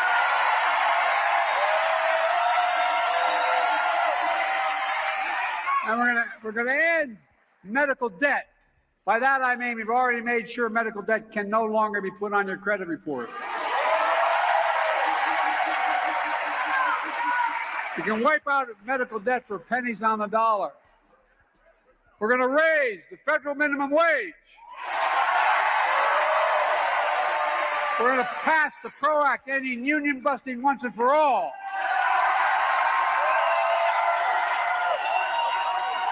And I'm going to ban assault weapons again. I did it once, I'm going to do it again.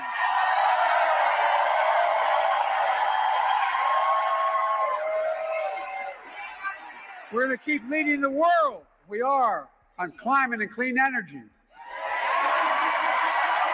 When I signed the American Rescue Plan, the law expanded child care tax credit to cut child poverty in half in America, and it did. The Republicans let it expire. I'm going to make child care tax cut permanent. And by the way, it increases economic growth, doesn't increase the deficit. People can work when you have child. No, I'm serious. That's the deal. We capped the cost of insulin for seniors at $35, totaling cost. And no senior beginning in 2025 is going to have to pay more than $2,000 a year for all their prescription drugs, including cancer drugs that are $10,000, $12,000, $14,000 a year. And my second term, here's what I'm going to do. I'm going to make that same plan available for every single American.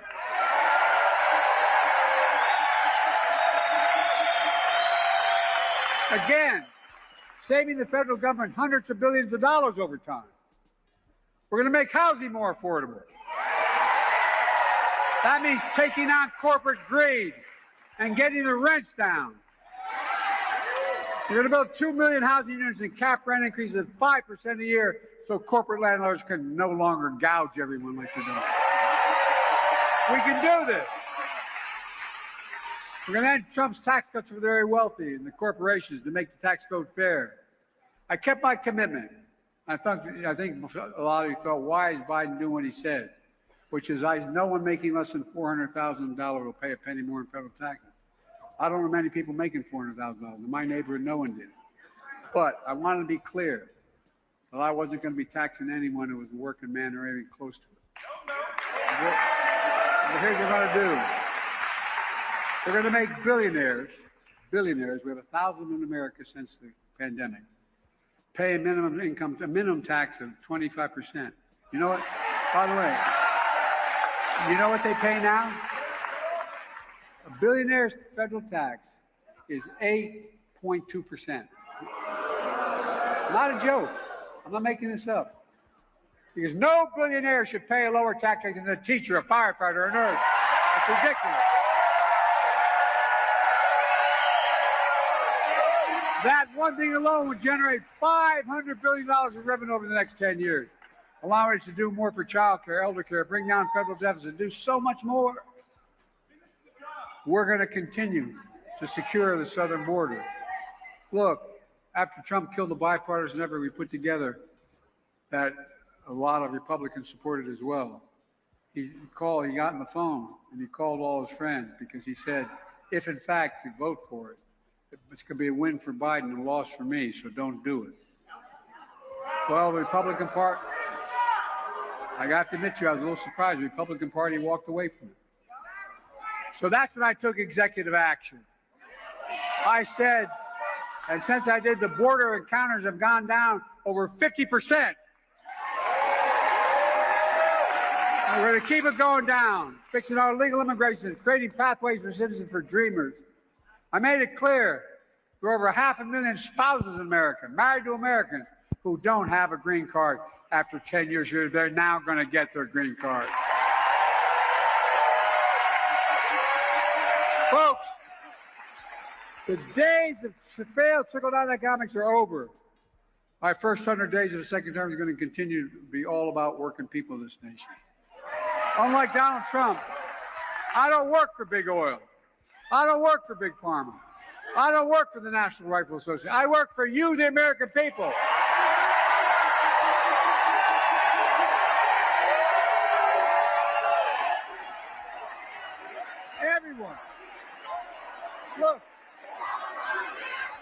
What's America all about?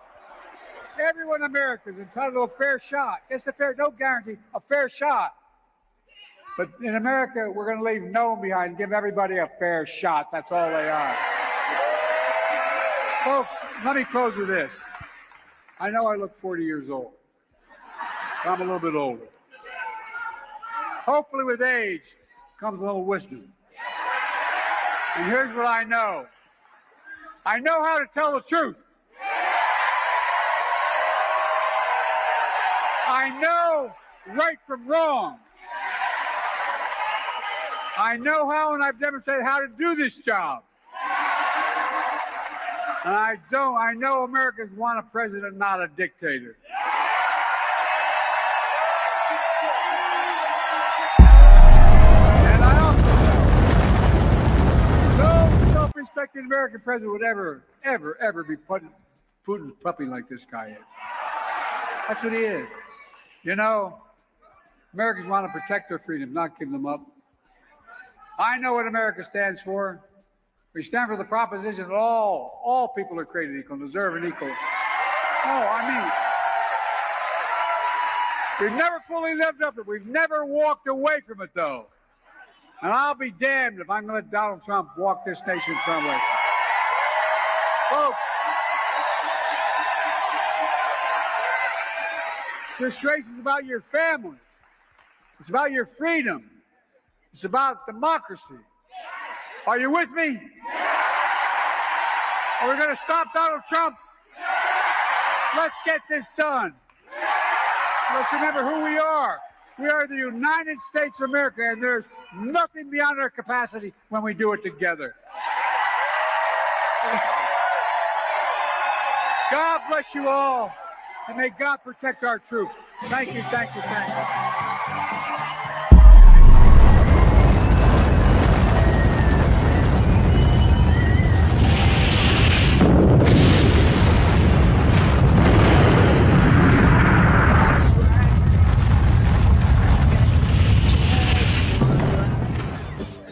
Yep.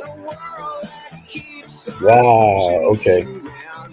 Well, that sounded like a pretty good speech. That was 40 minutes, roughly, probably a little bit more, of Joe Biden giving a speech at this Detroit campaign rally just in the last 24 hours. I think it was like 12 hours ago. It just happened. But, you know, it's worth taking a look at.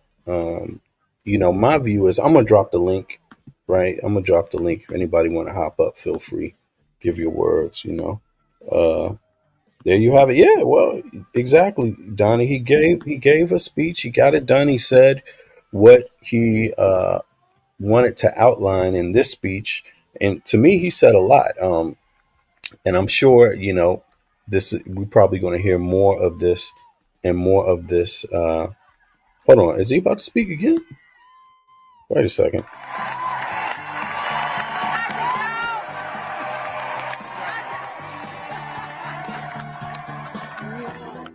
It looks like a pretty successful rally. You know. Thank you. Hold on.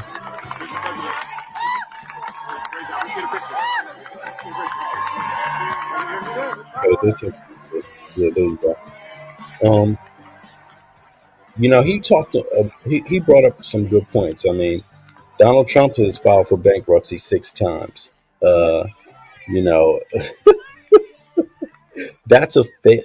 Is that a successful businessman? Is that how you want? Because the U.S. Do you know the U.S. could go into bankruptcy if you wanted to? I mean, how that would look on the international stage, what the repercussions of that would be, I don't know. But there's ways to get out of it. Just because you're in debt doesn't mean you go into bankruptcy. You see, you go into bankruptcy when you can't pay your debt finally, when they figure out that there's no wiggle room left. And he did that 6 times, Donald Trump. So Biden talked about that. There's more things. Look, there's a meme going around, and it is true. Biden is the only person in the presidential race that has not been on Jeffrey Epstein's private plane. Donald Trump has been on it several times. Not only that, but Donald Trump has his own jet, and you will never know. He will never disclose his flight log, so you don't really know how many times he even went to Epstein's crib on his own jet. You see, so let alone anybody else. But we know Biden doesn't own his own private jet, so there you have it. To me, it looked like a good speech. To me, I'm happy with that speech. I've been happy the whole time. I'm not one that gets shaken easily, especially just by facts, right? Biden's old. He's an old man, but you can be old and still be dignified and still be wise and still govern. It's a lot of people that do that. But the question is how well do you govern when you're of that age? And to me, Biden seems like he's pretty responsible in terms of his in terms of being a president, in terms of being a vice president, in terms of the working with people, how you work with people, the way he works with people, getting the best out of people in a working relationship, And so to me, it seems like he was pretty steady. Um, can you find a presidential candidate that is infallible? No, I don't think you can find that. Should you want to? No, I don't think so, because I don't think you can find any perfect people out there. You know what I'm saying? But for me, all I look for is a willingness to do better um, when you're when you're at work, when you're in any capacity, whether it's volunteer work or whether it's actual job. Um, that's the thing. You learn from mistakes, and I think Biden, obviously he's gotten a lot better over time. Um, and so I like that. If he hadn't gotten better over time, which you have to do if you're an American, by the way, especially if you're uh, a white man that's been around for a long time. Like he said, he was born in a segregated town. He grew up in a segregated town. That's how old Biden is. So that particular group, you definitely got to do a lot of change. You definitely have to show the change that you've made. I think Biden is one of those guys that has shown he's gone through those changes. He's come from one type of society to another type. Not just that the laws have changed, but he changed his life. You see what I mean? And you can see that by his cabinet. You can see that by his appointees. I think that's a really good thing when you have now it's not the only possibility, but but one thing is for who he is that he's an old white dude and he's willing to accept the fact that he grew up in a country that was segregated, and the only way you're going to do something about it is be the change yourself by the people you have around you, by the choices and the relationships you make. And I think Biden has clearly done that on a professional level. Um, he's got probably the most diverse cabinet and the most diverse appointee list of any president in the history of the country, I believe. Now, let me know if I'm wrong, because if he's not the most, he would definitely be the top two. Top. I'm willing to bet on that. Now, so I think that's a good thing when you want to look at a politician, right? Especially on the federal level, the executive branch. Donald Trump don't have none of that. And again, we've seen what diversity looks like from Donald Trump. Diversity. Let me see here. Let's see here. What's his name? Mark Robinson. Reparations. Donald Trump, he endorsed this man. He endorsed. Oh, hold on. Hell no. I don't want to see this. I'm sorry. I don't really check out the Breakfast Club, but this is the man Donald Trump endorsed. Let's just get a little reminder here. This is the most craziest thing ever. Donald Trump endorsed this man. And I remember I made about it. Some people that were talking about reparations in this country. They wanted reparations. And I remember I made this particular liberal so angry at me because I told them right to their face, nobody owes you anything for slavery. If you want to tell the truth about it, it is you who owes. It's you who owes. Whoa. Why do you owe? Because somebody in those fields took stripes for you. Somebody after those fields were ended and slavery was ended, somebody had to walk through Jim Crow for you. Somebody fought wars and died for you. Somebody lived less than because they didn't have what you have, and they did it for you. There are people in their graves right now, and they are there because they were willing to stand up and fight for you. So this is what diversity looks like in the Trump situation. You know, this guy might become a cabinet member. This guy might become an appointee. This guy might become a running mate. You don't know. But Donald Trump endorsed, let's see here. Donald Trump endorses Mark I hope I spelled his name right. Robinson. Let's see here. Right. This is Donald Trump endorsing this man. Here he is. Let's see here. The former president also taking time during this afternoon's speech to acknowledge Lieutenant Governor Mark Robinson and endorse his campaign in the governor's race. Robinson. I tell no lies. There you have it, folks. I mean, I tell no lies. Donald Trump endorsed a man who said Black Americans, African Americans, are the ones who should be paying reparations. So that's your look at diversity for Donald Trump. Now, if that's what you want to vote for, and if this is what you don't want to talk about, you want to bury that concept, and you want to get into Biden's age, and you want to get into some other salacious stuff that has nothing to do with his presidential record or his own personal record himself. You want to get into all these other things. You don't want to deal with the reality that somebody's running for the president. And that's the person who writes the purse, who signs the checks, the president. You know, he's got to sign that bad boy. You know what I'm saying? Congress does it, decides how much the spending going to be, but the president got to sign it. If you don't think that that is the most ridiculous thing on earth, that Donald Trump would endorse a man, a black man, let alone that says Black Americans should be the ones paying reparations. If you don't find that, if you don't put that down as an African American, if you don't shut that down as an African American, if you aren't highly offended, if you don't want to get rid of that guy and get rid of the people that endorse him, I maintain something is wrong with you. Yes, because I would never do that. See, I have standards. You know, I have standards. That immediately means you do not qualify. You don't qualify when you say things like that. And that is what Donald Trump did. He does not qualify. He endorsed Mark Robinson, and Mark Robinson said, I'm going to play something very interesting. This. Some people that were talking about reparations in this country. They wanted reparations.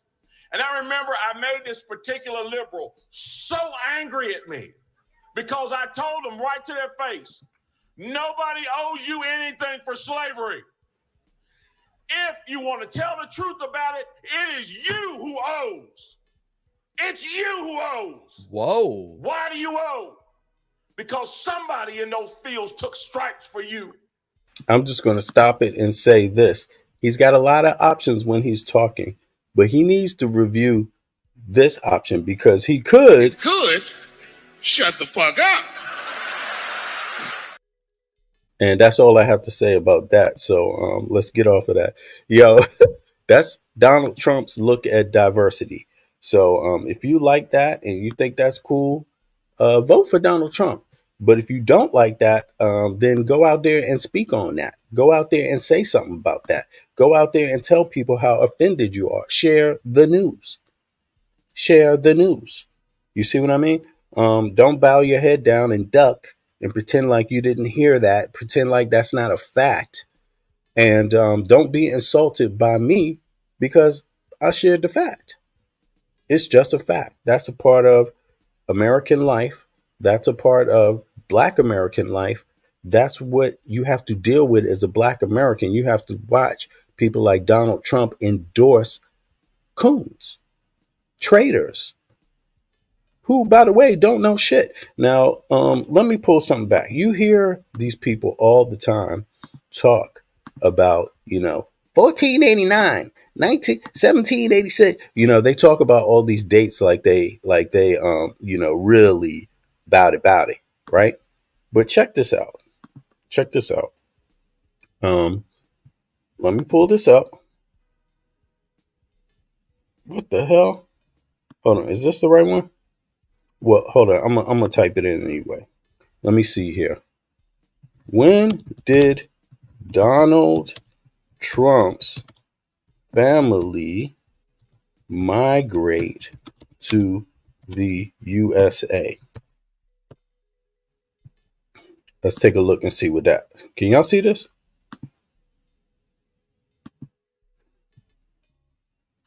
Yeah. Now let's play it back. Let's see what it do.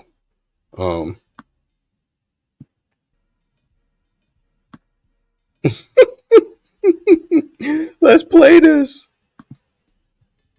Donald Trump's paternal grandparents, Friedrich Trump and Elisabeth Christ Trump, migrated to the United States from Kallstadt, a village in the Rhineland-Palatinate region of Germany. Friedrich Trump's migration. First arrival. Friedrich Trump initially migrated to the United States in 1885 at the age of 16. He traveled alone, arriving in New York City, where he lived with his sister and worked as a barber. Returned to Germany. In 1901, after spending time in the United States and making his fortune during the Klondike Gold Rush, Friedrich returned to Germany. Final move to the U.S. Friedrich Trump married Elisabeth Christ in 1902 and attempted to settle in Germany. However, due to his failure to complete mandatory military service, the couple faced difficulties in securing residency in Germany. As a result, Friedrich and Elisabeth Trump migrated permanently to the United States in 1905. Source. Family settlement in the U.S. After returning to the United States, Friedrich and Elisabeth Trump settled in New York City, where they raised their family. Their son, Fred Trump, Donald Trump's father, was born in the Bronx in 1905. Source. The Trump family eventually established themselves in the real estate business, which Fred Trump expanded significantly, laying the foundation for the Trump Organization. In summary, the Trump family's migration to the United States began with Friedrich Trump's initial move in 1885, followed by the final settlement of Friedrich and Elisabeth Trump in 1905 after their brief return to Germany. So, as you see, he's 100 years after the Civil War. He's how many more years after the War of Independence? So this dude missed all that. He missed all the founding of the U.S. He missed all the hard work. He missed all the fighting. He didn't even have to pick a side because he just inherited what other people fought for. And now he's talking about it like it's his. You see, he wants to be the king of the United States, and his family ain't even been a part of none of that, haven't been a part of the founding, haven't been a part of fighting in no wars for the War of Independence. He was a no-show. He didn't even know about it. It didn't even exist. He was on another part of the world. You see what I mean? When it came to the Civil War against the Confederates and the Union, he got some nerve talking about either one of them because his family was not present. They did not exist on the soil of the United States. They didn't even know about the United States of America. You see what I'm saying? So let me read some of the comments here. I just wanted to let y'all know that's, if you find some other information about Trump, let me know, but the last thing I'm going to say on that is he's less American than me. Donald Trump, according to his own logic and according to MAGA logic, Donald Trump is less American than me. He shall have no right over me because my family was there. You see what I'm saying? Both of those wars. You see what I'm saying? On that soil. You see what I mean? You see? So, yeah. Let me see here. Let me read some of these comments here. We fired Trump in 2020, and we need to send a clear message that the con man is not eligible for rehire in 2024. Absolutely.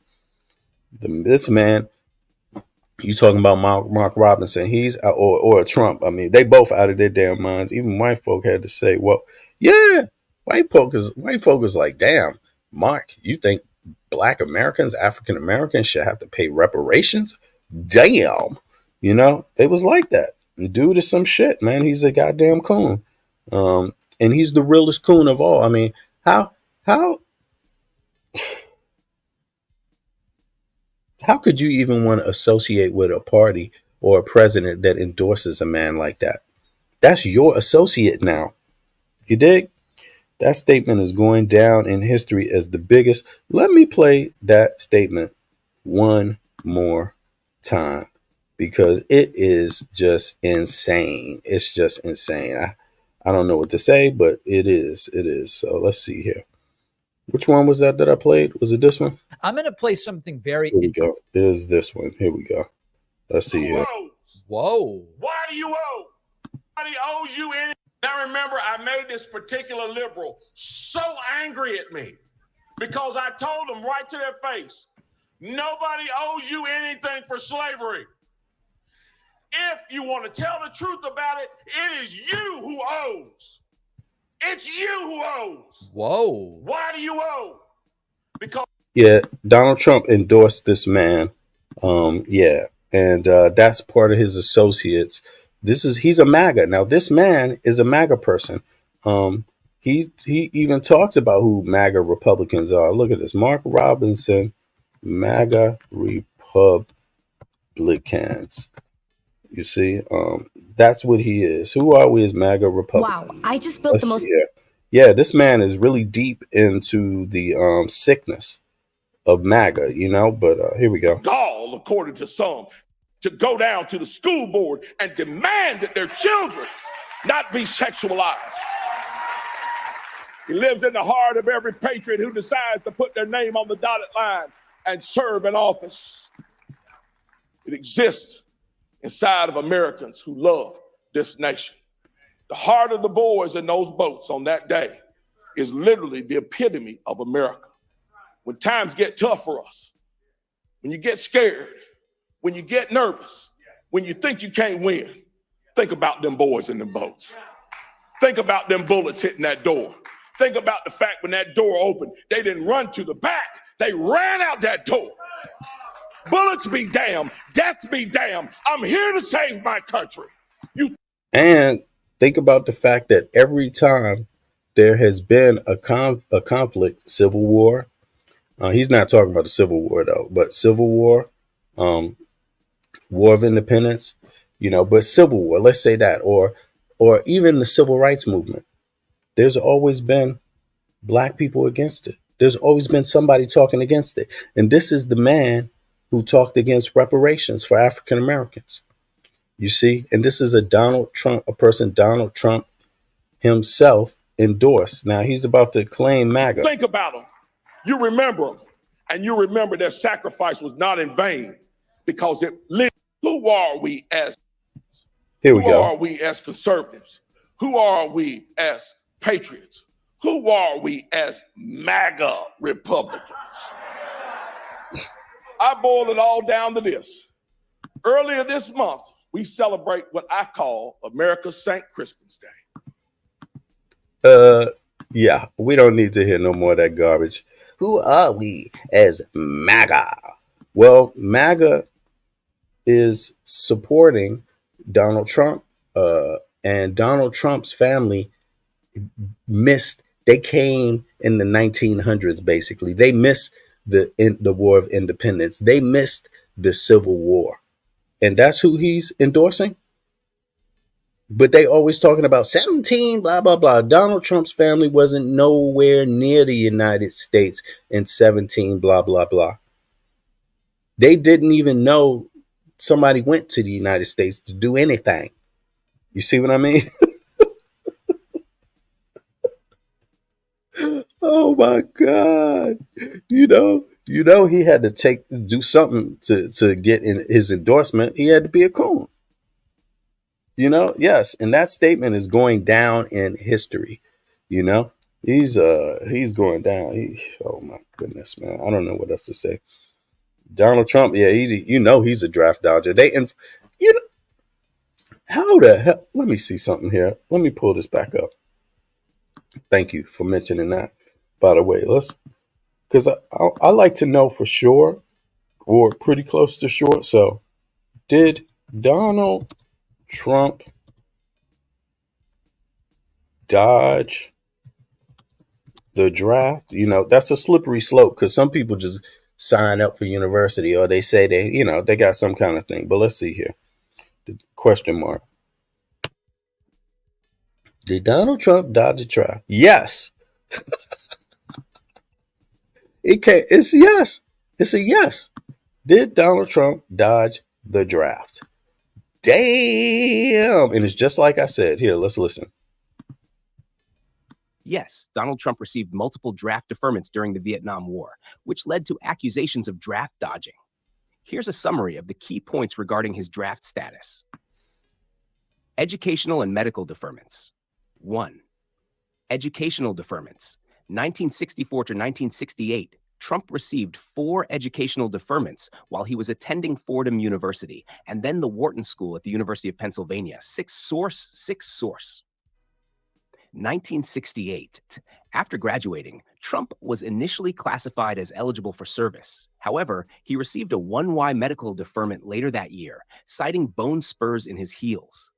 This classification was later changed to 4F, permanently disqualifying him from service. 6 source.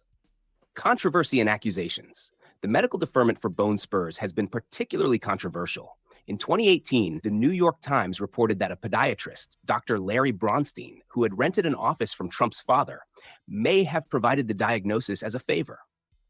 This claim was based on statements from the podiatrist's daughters, though it has not been definitively proven 6S source. Trump has consistently maintained that the bone spurs were legitimate and the reason for his deferment. Public perception and political impact. The deferments became a point of criticism and scrutiny, particularly given Trump's later comments about military service and his treatment of Senator John McCain, a Vietnam War POW. Critics have accused Trump of avoiding the draft, while others his age were serving and risking their lives. 6 source. In summary, while Donald Trump did receive a medical deferment that prevented him from being drafted into the Vietnam War, the legitimacy and circumstances of this deferment have been a subject of controversy and debate. There you have it. So he's basically a draft dodger because that was one of the mechanisms people used to dodge the draft, to get it. And this man, obviously his pops was rich. So, and then the doctor who gave it to him was renting the office in his father's building that he owned. Come on. You know what I'm saying? He's a draft dodger, basically, Rich folk don't serve. But he's willing to talk it up like he knows something about serving. The next thing I'm about to type up is, did anybody in his family ever serve in any conflict? Did they even sign up? I mean, my pops was in the military himself. You know what I'm saying? A lot of why? Because he come from a city, an urban city. Did he want access to to certain benefits and that? Yeah, that was a way that he could get it. Was he the best soldier? Best probably not. He got all kinds of stories from me. I mean, he was a my pops was he was a medic, and he was also military police, right? So but my pops used to tell me stories about how they used to hop off base and do all kinds of shit. So it's it is what it is. But my pops was a fine artist, but he got through the military, he got access to university and school, access to study fine arts. So it is what it is. But he didn't dodge. You see what I'm saying? He actually served in Germany, yeah, and then came back home to DC. But let me see here. Unless they choose, yeah, man, unless they choose, bro. Sweet coming all down. Sweat coming down his bald head. Donald Trump. Oh, any of them, man. Some days Donald Trump be looking like he's about to fall out, like he's never been outside on a hot day. But yeah, man. Let's see here.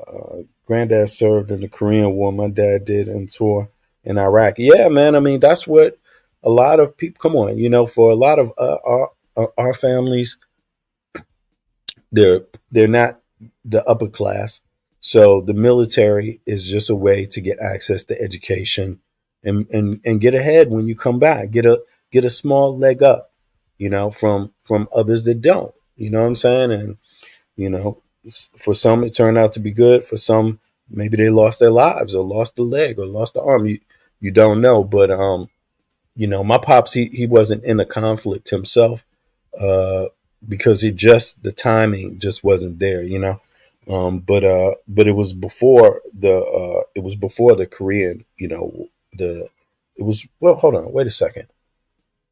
It was just around the end between the Korean War and the Vietnam War. So he got through before all of that, just the timing of it. But yeah, in any case, so we're dealing with a draft dodger, Donald Trump, whose family ain't got nothing to do with the War of Independence in the United States. His family ain't got nothing to do with the Civil War. His family was not even in the country during the Civil War. His family came 100 years after, basically. You see what I'm saying? So folks need to be aware of that when you talk about when he uses all his talking points. And when MAGA uses those talking points, 17, blah, blah, blah. Yo, start thinking. Who are these people that are talking about that? What's up with their families? Have their families even served in the military?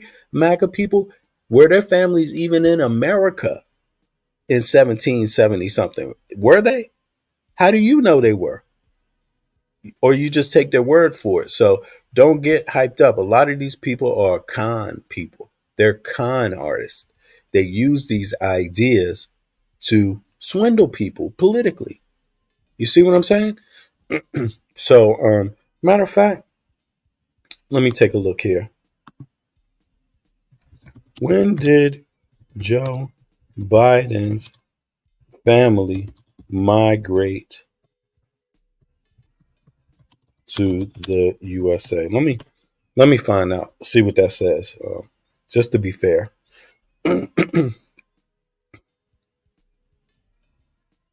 Here we go. This is earlier than Trump, though. This is 1820. You see? So there you have it, folks. Look, let's go back. Here we go. Oh, 1905. Okay, hold on. Oh, no, that's returning. I'm sorry. Hold on. Let's see here. 1902, 1885. First arrival, 1885. Now let's go to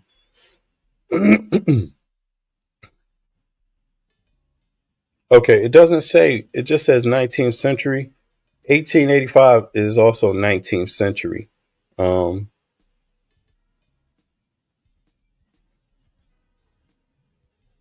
Okay. No, 1840, 1820.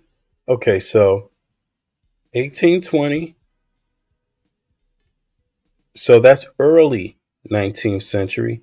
And Trump's family was what? 1885. You see, y'all? 1885, 1820.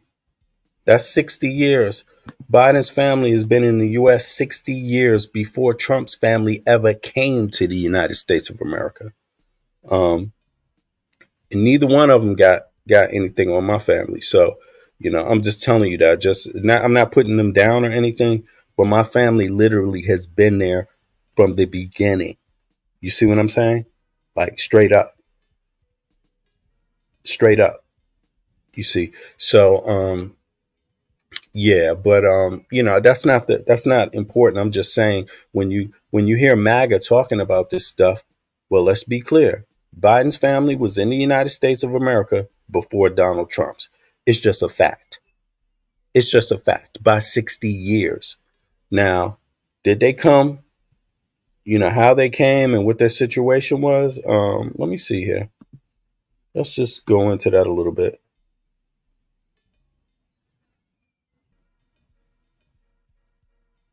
They're Irish, man. So that's another point to know, to think about. Yeah. Yeah. Working class background. Let me see here. Right. They left the famine, arrived, okay, immigrated. Yeah. So people can look into that. But just for the record, Biden's family been in the US 60 years before Trump's family was ever in the United States of America.